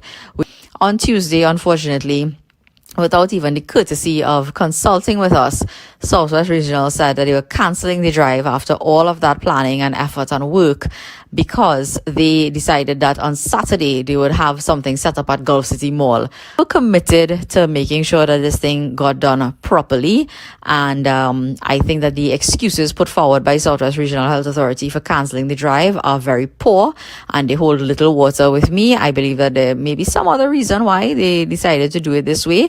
I could see no reason why a drive that is being run completely by volunteers and would take so little bit of resources from Southwest, and where you had a confirmed interest at the time of over 175, and I can tell you now, between the cancellation on Tuesday and now, the amount of calls and messages Councillor Balram Singh and I have received, we would have crossed 300 people willing to come and take vaccines on that day. And people still went today because of the Express newspaper and false reporting and so on. So why y'all cutting off vaccination drive? You want to vaccinate to operate? You want to vaccinate? We can't go to the beach if you don't vaccinate. We can't open church if you don't want to vaccinate. If you vaccinate, we want to open bars and restaurants. So y'all saying, here you have a UNC senator and a councillor organizing, helping 300 people come in and planning to vaccinate. And because of politics, is it? Why y'all cancel? Hey, this man, makeup man, did you go down in train line and try and get people vaccinated when 90% of the people in train line in Marabella not vaccinated? And did they run you? Did you run kind of slowly? You kind of run with a hop because the pants was so tight. I hear you get chafed between your legs. Hey, we all have tight pants, all have mascara, all have makeup man. That is the games all you're playing with vaccination. We coming back. Hot on 2.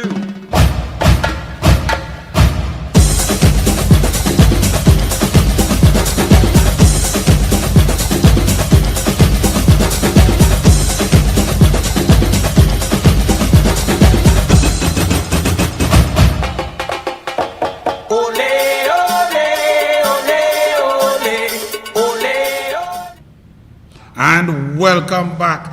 And let me tell you something. this government from the start of COVID-19 pandemic in December of 2019, they didn't pay attention, they didn't want to debate, they didn't take advice, they knew nothing, they played games, they played politics. Every decision they made was wrong, the wrong timing. They didn't procure vaccines, they didn't get money out, they didn't stop and protect citizens from foreclosures, they didn't protect people from landlords, they didn't protect landlords from the bank, they didn't produce the systems in place, they kept the borders locked from citizens while the borders were porous all around and illegal immigrants were coming in and out in every aspect, PCR testing, mass communication, a vaccine education leading to vaccine hesitancy, lack of procurement of vaccines and so on. Every aspect, Rowley and his cabinet failed. It's remarkable that people could be such abject, total, complete failures and still talk with arrogance. Now today we're hearing,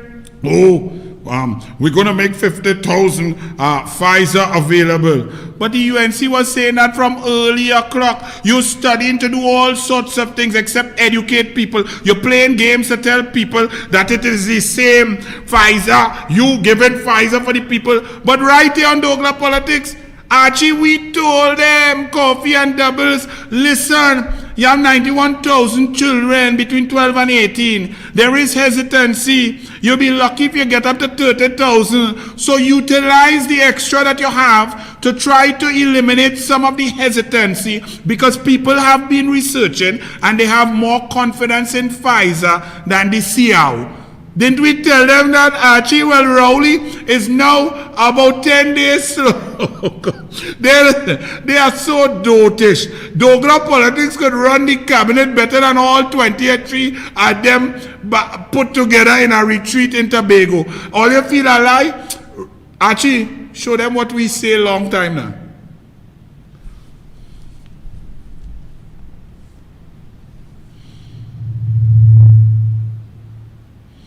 Is 91,000. They have 305,000 doses of Pfizer, which means 150,000 citizens could use Pfizer. That means they have 59,000 extra citizens above the age of 12 to 18 who could be taking Pfizer. But the government refused to share the Pfizer because Rowley feels some of y'all find the Pfizer good. So therefore, you find it good. He telling you that all the brands is the same, and therefore, don't give y'all. This man is playing games with people's lives and is so ignorant.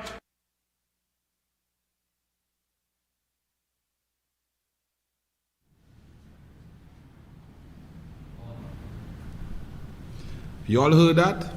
I actually thought it's the wrong video, but it's not. It's the correct one. That's what we said. We said, listen, stop playing games. Yes, some people believe in the Pfizer. Okay. It's not about you to hold a big stick and to stick people and tell them, be angry that they research and they want to do what's best in their opinion for their bodies. That's a democracy. People have the right to choose what they want, whether it's what kind of bread, what kind of beer they want to drink, what road they want to drive on, what kind of car, what kind of clothes, how they want to talk, how they want to dress, where they want their children to go to school. So if people have confidence in a certain vaccine, get the vaccine and get the people. It's not your job to whip the people and abuse the people and buff the people. Furthermore, Rowley kept telling us that, I know, as we said there, right? He now say, well, okay, from tomorrow, Pfizer go share out. And it should have been sharing out long time, trying to get to herd immunity, do whatever it takes to try and get up there. Hesitancy is real. Education is necessary. Communication is necessary. But then he also say, when I tell all you, Rowley tried to pretend to all of you for all the time, because he made us wait for CIAO. He wanted to sign a contract with China. He had him but telling us that the IMF was such terrible prescriptions, that the loan from China was so much easier with less arbitrary prescriptions and so on, and that they were waiting for WHO approval, and that's why we had no vaccines, and we in the back of the line, back of the class, and still last in vaccination. Our vaccination program never got started until May, June, and now there's hesitancy because the gap and the vacuum that was created from lack of education, lack of communication strategy, lack of information, lack lack of consultation. We under pressure, but Rowley tried to tell we that all the brand is the same. Run it Archie, let we see. Keith Christopher Rowley is trying to say and state and hold a position just to hold himself as being intelligent and not stupid. That all the vaccines are exactly the same and all vaccines, no vaccine labels. In fact, he is suggesting now that he is going to tell the doctors and so on who are injecting vaccines into human beings to take off the label and the branding of the vaccine. Is he insane? Are we living in communist Russia in 1918 to 1940? Is he Stalin? Is he the Italian Mussolini? All the vaccines are not the same. Some use different technology and different science to produce a result, and that needs to be told to the population. Some have different testing results in different numbers and different sample sizes across the globe. Some have different efficacies to the normal COVID, to the Brazilian variant, and to the Delta variant. Others have not been tested yet on the Delta variant because there just isn't time. So every vaccine is different. So don't try to tell us that they're all the same and you're going to take off labels. That is another lie that is unnecessary. Trust. Vaccine hesitancy comes from lack of trust. The people of Trinidad and Tobago do not trust Keith Christopher Rowley, Convan Gyal Dial Singh, Stuart Smallpin, Tight Pants Al Rawi, Davlin Thomas, Dr. Mariam Abdul, honorary PNM doctorate, Dr. Hines, all trying to play games, so the people lack trust. Therefore, we are in a mess, and just trying to threaten and shout down people will never work, because if you had understood and now you're doing things that the UNC was saying all along and you're finding that you can't go nowhere, now you're deciding to give Pfizer. Look, we was telling you since August 2nd and so on, where the Pfizer, where the vaccine, where the cocktail, where the information. Just remind the people now, because all they like to say UNC and PNM is the same. Well, boy, all you don't make me cuss now. That set a dance under Rowley. All you really serious? Run it. The Brazilian variant coming, Keith. Sinopharm, it working? Is it working on that? Is it working on the Delta? You're all stopping people from coming with Pfizer and Moderna. But what is the efficacy of Sinopharm against the Delta that you say might be coming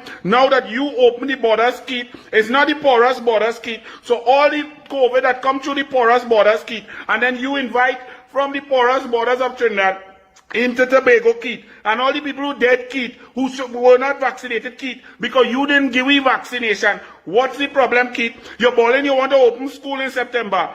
Keith, if you get the Pfizer, where the Pfizer? You're getting Pfizer, the whole world get Pfizer from the USA. Great Britain giving out vaccine now. Why we ain't get, Keith? Why you don't go and get from your friend in Iran, in Russia? I mean, you get from China. What about Venezuela? They have none for you. Where the vaccination? How could you vaccinate all those children between now and September? Impossible. You care about people, you love people, you want children to go to school. Keith, give me a flipping chance, eh?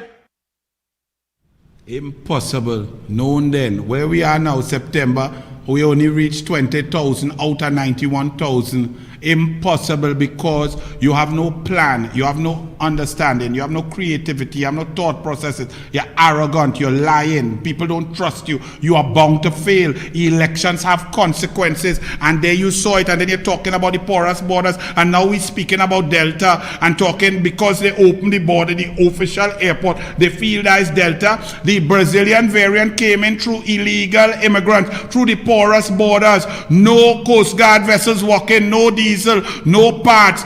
Stuart Smallpin Young lying about Damon engineers who he signed exemption for them to come when Saddam Hussein catch him in the parliament, lying. No air guard, no radar, no helicopters, no police patrol, no army camps, no jeeps in the night, none of these things, no customs, no duty. Venezuelan fishing vessels still coming into Chagaramas as normal. With Brazilian variant, now with Delta variant, and that's what they're talking about. And I told you all also, when the economy start to open back up, the WhatsApp message is going to go, todo está bien here. Look what happened.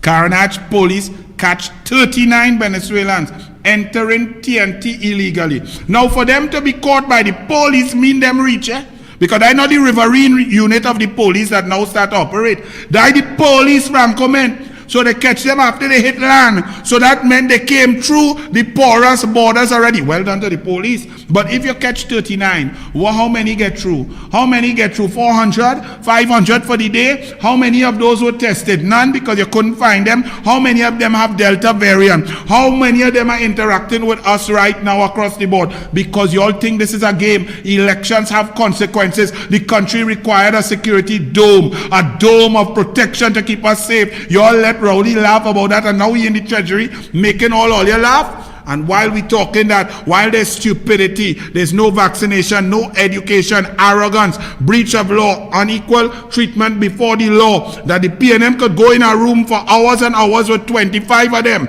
but people getting locked up and ticketed for 27 people. You see, the one law for them, one another for y'all. There's also terrible discrimination. And look at this. And I tell to all the Hindu faithful out there, fight for your rights, because this oppression, if you are not Hindu, that does not mean you don't fight. Because if they can do a religion or a religious group that or people and could be so callous, they will come for you. So we must take care of one another. We are a country united. We are a country multi-ethnic, multi-religious, multi-everything. So look at this video and be careful if you are Catholic, if you are Muslim, if you are Christian, if you are Risha, if you are Baptist. You should be fighting on behalf of your Hindu brothers and sisters. Run it.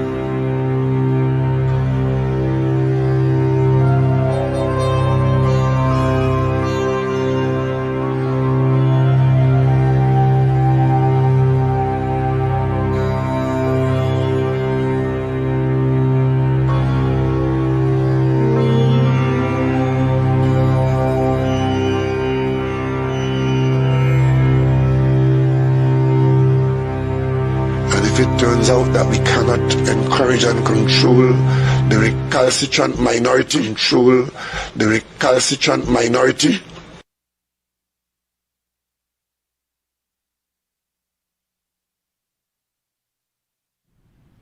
In this instance, it's Hindus. Then it's going to be the labor force. It's going to be Wasa workers. Then it will be teachers. Then it will be the Christians and the Catholics, the Shouter Baptists. Then it will be those who live in the central and the southland. Then it will be Tobagonians. Don't think when one group is oppressed that you are not a member of that group and you must stay quiet. We must stop staying quiet. Right is right and wrong is wrong. In the words of the Reverend Forbista Chubby David, stop it. Stop it. It's senseless. Discrimination is senseless. Division is senseless. We must put a stop to Keith Christopher Rowley. He's a dictator who utilizes division to stay in power. He is dividing even the PNM. He is dividing our country. He is dividing the religions. He's dividing the races. He's dividing the classes from the haves to the have-nots. He is dividing this place so that we will all crumble. So stand firm, stand together. This is wrong. Good night.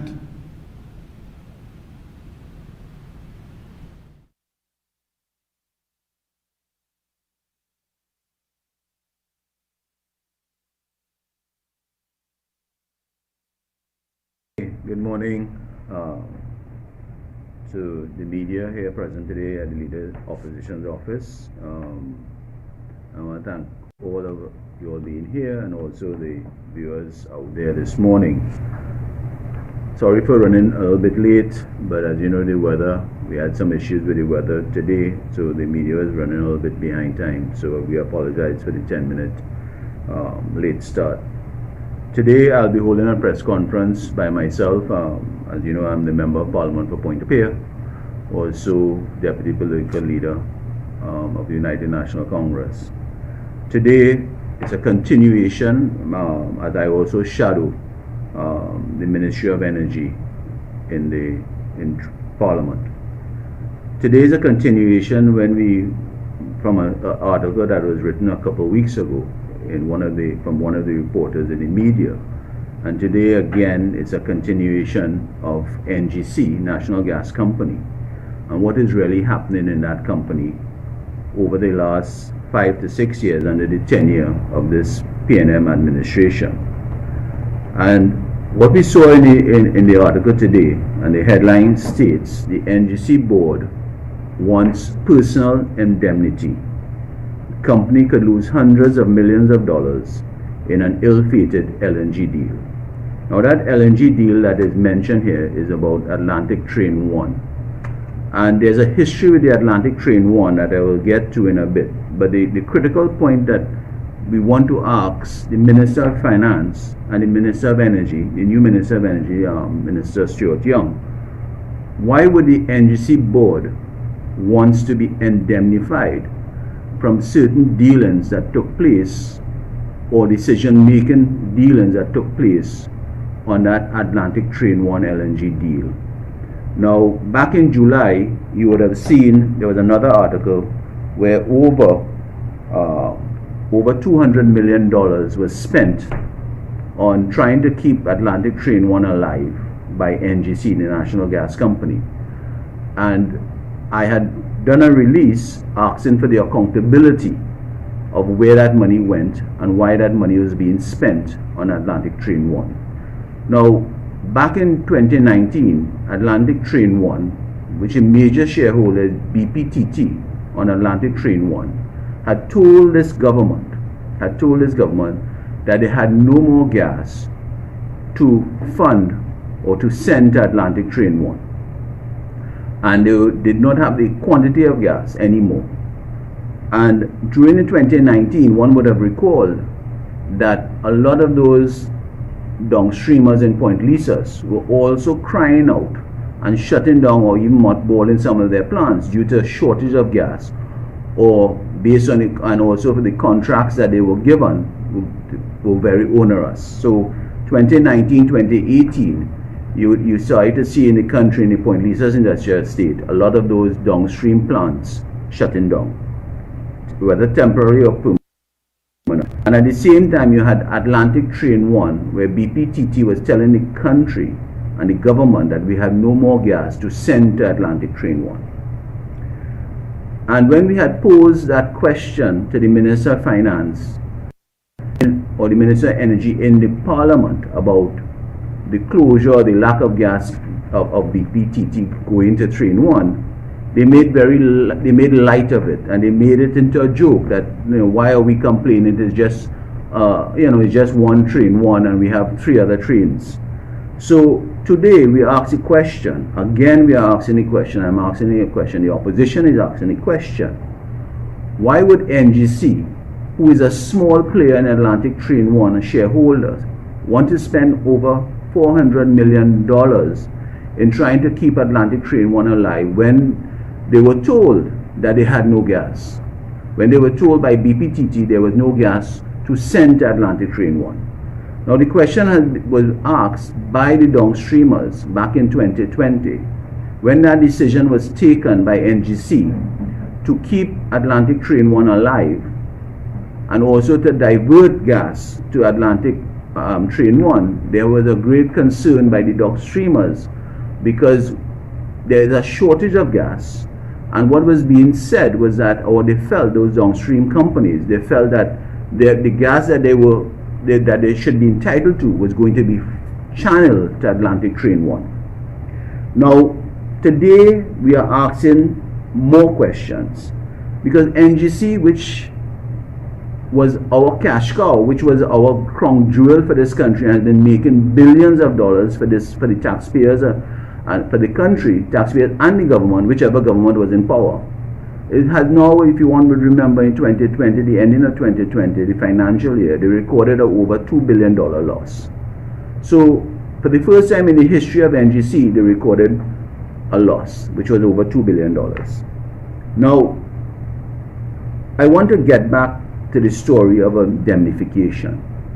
And the whole indemnification by the board is about the deal that was made and the transaction that was done to keep and spend money on Atlantic Train 1. And from what we have, the information we have, there's a CEO or president who is also on the board called Mark Loquan. Now, when you look at Mr. Mark Loquan's track record at NGC when he took over basically maybe four plus years ago, right? It has been dismal, it has been a failure in our view, because NGC under his leadership has been declining rapidly year on year. And we also understand that Mr. Loquan has the ear of certain cabinet ministers. So it is like someone put it to me today, he's running NGC like a bull in a china shop. Now, we are also calling on the chairman of the board of NGC, Mr. Conrad Enel, because we are also aware that Mr. Enel is not, he's not comfortable that what is happening at NGC, especially with that Atlantic Train 1, where millions of dollars are being spent and literally being wasted given the times that the country is going through, where you are literally throwing good money after bad. So we are calling on Mr. Enel to be transparent and come good, because Mr. Enel is not a junior individual. He was a major player in the Manning administration. At one point in time, he served as Minister in the Minister of Finance alongside Prime Minister Manning, and also he was also a past Minister of Energy. So he understands the corporate governance. He understands his role as a senior member in the society. So we have a concern that what is happening at NGC under the watch of Mr. Conrad Enel. And I know for a fact that he's not comfortable with what is happening there. So we call on him to come up with some answers. Now, what is really taking place at NGC? Now, we have some information, and I want to say we had brought out this information about indemnification that the board members wanted. In the middle of July, my colleague, Senator Julian John, had a press conference and would have brought that out. But so we are not surprised that it is now being highlighted by the media here today in a certain media forum. So because we have the information, and information is given to us, and we bring it out to the public, so that again, if you listen to the opposition, normally that the people send us information because they are not happy with what is going on in certain state companies. Now, Minister of Finance, Minister Imbert, is responsible for the state organizations as corporation sole. So when NGC and the directors would have asked for indemnification, now they did indemnification in two tranches. So they had spent a certain amount of money first, and they wanted to be indemnified by corporation sole / Minister of Finance, and he gave approval for indemnification from what we have seen in the media. And they have now come back to him and asking for a second indemnification because they have a further set of money to spend, a further, $million. So, and they are asking for this indemnification again. And the question has to ask, are other state organizations and other board members who sit on boards on behalf of the government, are they also asking for indemnification from certain transactions that would have taken place under their watch? That is one question I would like the Minister of Finance to come out and tell the country. Or is it he's setting a precedent because there was indemnification given to NGC board members? Is he also setting a precedent that other board members from other state organizations can come to him and ask for indemnification for whatever transactions that they take that happen under their watch and they don't want to be accountable? Now, this whole issue at NGC smells like another Malcolm Jones 2.0 or Part 2. And because under Malcolm Jones and the whole debacle about WGTL and the exorbitant wastage of billions of dollars in Petrotrin, now we are seeing in NGC another set of millions of dollars are being wasted from our information and being channeled into Atlantic Train 1, where NGC does not have the gas to send to Atlantic Train 1 to maintain or to keep it profitable. So they have no gas to send to Atlantic Train 1. That's the information we have. Now, the other information that we also have is that Mr. Lo Quan is really, if you look at the track record of what is happening at the NGC and the whole issue with the downstreamers, one has to ask if the downstreamers, the companies in the downstream Point Lisa's industrial estate, are subtly being pushed out of the industry so that their gas somehow can be channeled to Atlantic Train 1. Because there's millions of dollars that was spent in Atlantic Train 1, over $400 million, and the people of Trinidad and Tobago needs that accountability. Now we are asking for honest answers, and we want some information about those indemnification, because we also understand, based on this whole debacle at Atlantic Train 1 and the decision that was taken by the board of NGC, there are certain subsidiaries that also has a role to play at that NGC and Atlantic Train 1. Certain subsidiaries and the board members of those subsidiaries are senior executives of NGC. And they had also asked, because they were not comfortable with this deal at Atlantic Train 1, and they had asked for indemnification for them to be able to sign off any documents related to the funding that was going to Atlantic Train 1. So we asked the government and we asked the Minister of Energy and the Minister of Finance to give us some explanation from what we have, what is going on in NGC, and do not use the normal words that Minister Dong and the Prime Minister normally use. Be assured that the government will, and I quote, and they like to use this thing that these are sensitive negotiations taking place, and we cannot at this point in time give you the information, but be assured that and in time information will come. That is the normal rhetoric that they are now playing to the population over the last few years. When we ask hard questions, when reporters ask hard questions, they try to hide and say, well, it's sensitive right now and we cannot divulge information at this point in time. But be assured at some point in time the information will be shared. And up to date, we are still waiting for that kind of information. And we also ask the decision. There's a lot of questions that we would like to ask.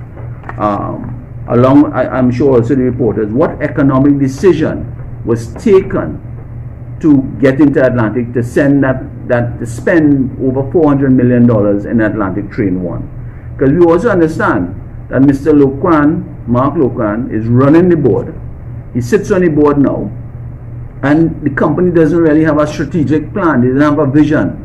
They're really running it by VAPs, and we are talking about a $1 billion organization that has been a crown jewel for this country for the past years, and in 2020 you now have a $2 billion loss. We also understand that Mr. Lo Quan, information we have, he's the only one who has oversight of something called a corporate communication budget fund. A corporate communication budget fund that is somewhere between $50 to $100 million. And we also understand that the board members have been asking Mr. Lo Quan to give an account of how this money is being spent. And they are yet to really get any information how this corporate communication budget fund is being spent. And the only person that has oversight of this is Mr. Mark Lo Quan, who is the president of NGC. And we also understand that Mr. Lo Quan contract was renewed recently for another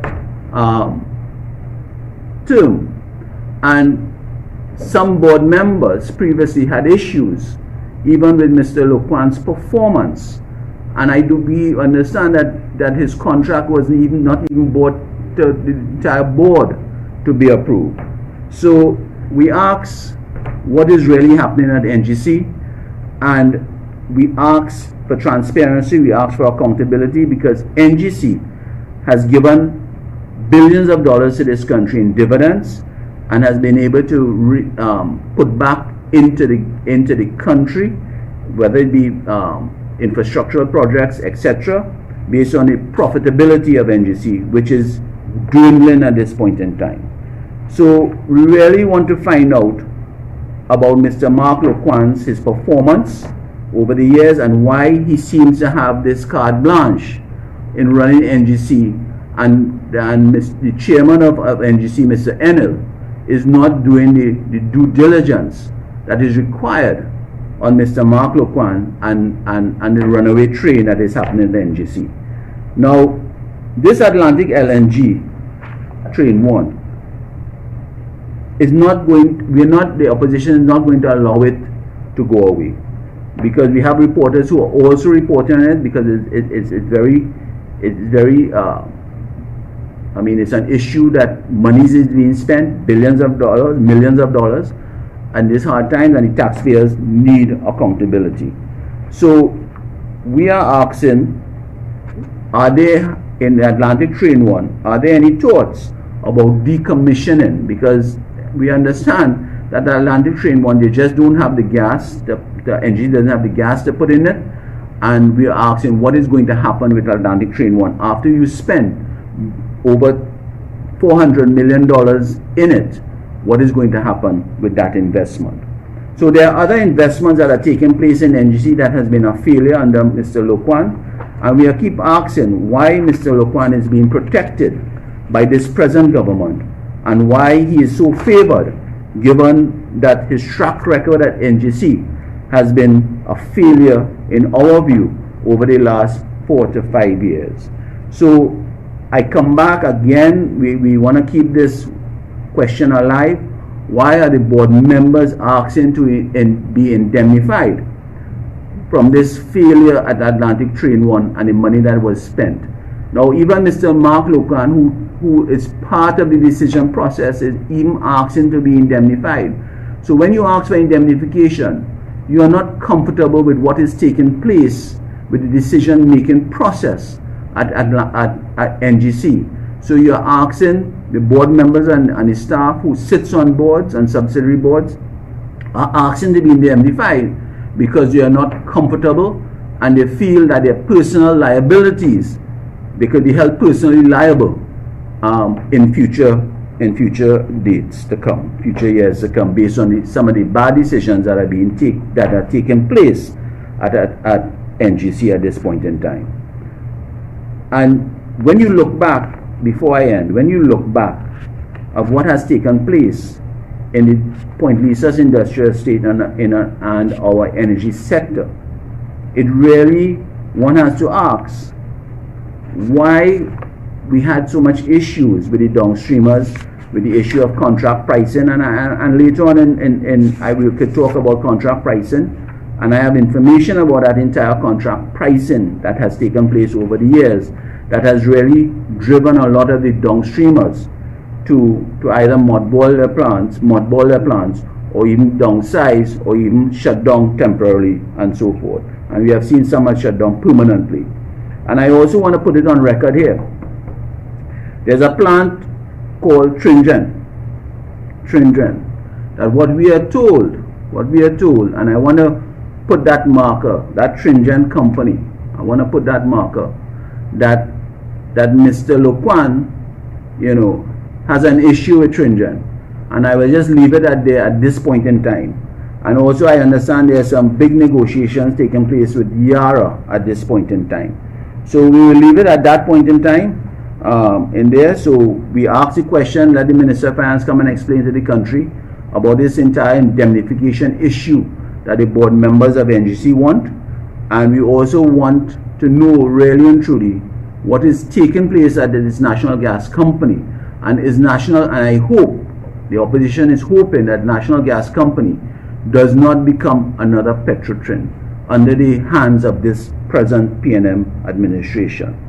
So it is time that we stop and account, and the government needs to account to the people of what is taking place in our energy sector, especially at NGC. And I am open for questions at this point in time to the media that are presently here this morning. Why do you think the board would want indemnity? Well, that's a good question. Why would the board want indemnity? The board, in our view, that the board would want indemnity is because they are not comfortable with the decisions that are taking place at a board level or even at a managerial level. And they have some concerns about it, and maybe they cannot vocally come out and say it, so that when they ask for indemnification, it protects them from any liable suits that can take place, because this indemnification is that what they're asking for is for the government to indemnify them, so that the responsibility now comes on the government if something was to happen and some other administration was formed and they found that some reckless decisions were taking place. So it is the government they are asking to indemnify them. So basically that happens, which we see it has happened, really and truly.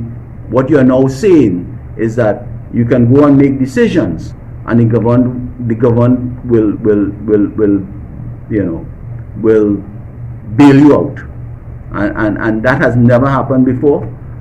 That's why you see with the Malcolm Jones that the PP government took Malcolm Jones to court because of the wastage of billions of dollars that happened in WGTL in Petrotrin. And by this indemnification, if one was to do a forensic audit on the decision making process and they found that it was reckless, and advice was being given to the hierarchy not to go down that road of spending millions of dollars in Atlantic Train 1, and the decision was still taken.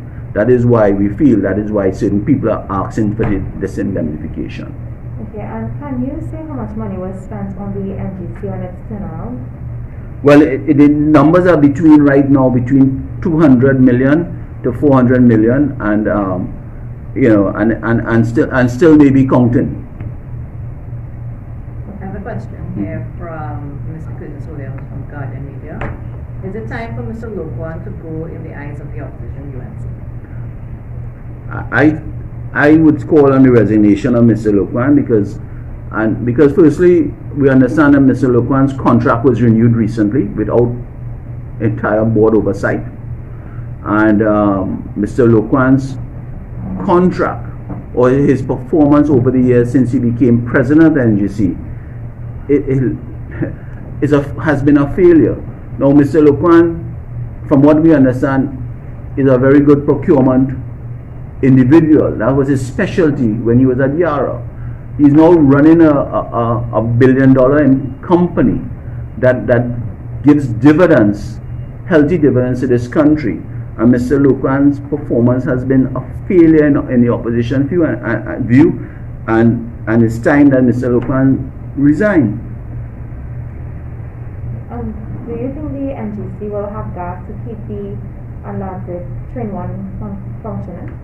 Well, the gas issue with Atlantic Train 1, where BPTT is a major shareholder, said that they do not have gas to send to Train 1 anymore. NGC took up that mantle, and what is happening now, really and truly, after spending close to $400 million, the facts are there that NGC does not have the gas to send to Atlantic Train 1. So the question we are asking is Atlantic Train 1 from NGC to send gas to Atlantic Train 1, are they going to shut down and make contracts so onerous with the downstreamers that they close up shop, and then they get this gas to send to Atlantic Train 1, which is not financially feasible because the country has always depended on the downstreamers. When they make money, the country makes money in all sorts of ways. They create job employment. A lot of job employment comes out of the downstreamers. So if that decision was done by an NGC executive, maybe that is the reason they know it's a bad decision, and that is why they are asking for indemnification. Thank you very much. Okay, thank you. No more questions. I want to thank the media for coming here today, and stay tuned for our Sunday press conference at our normal Sunday at the Leader of the Opposition office. I thank you so much and enjoy the rest of your day. Thank you.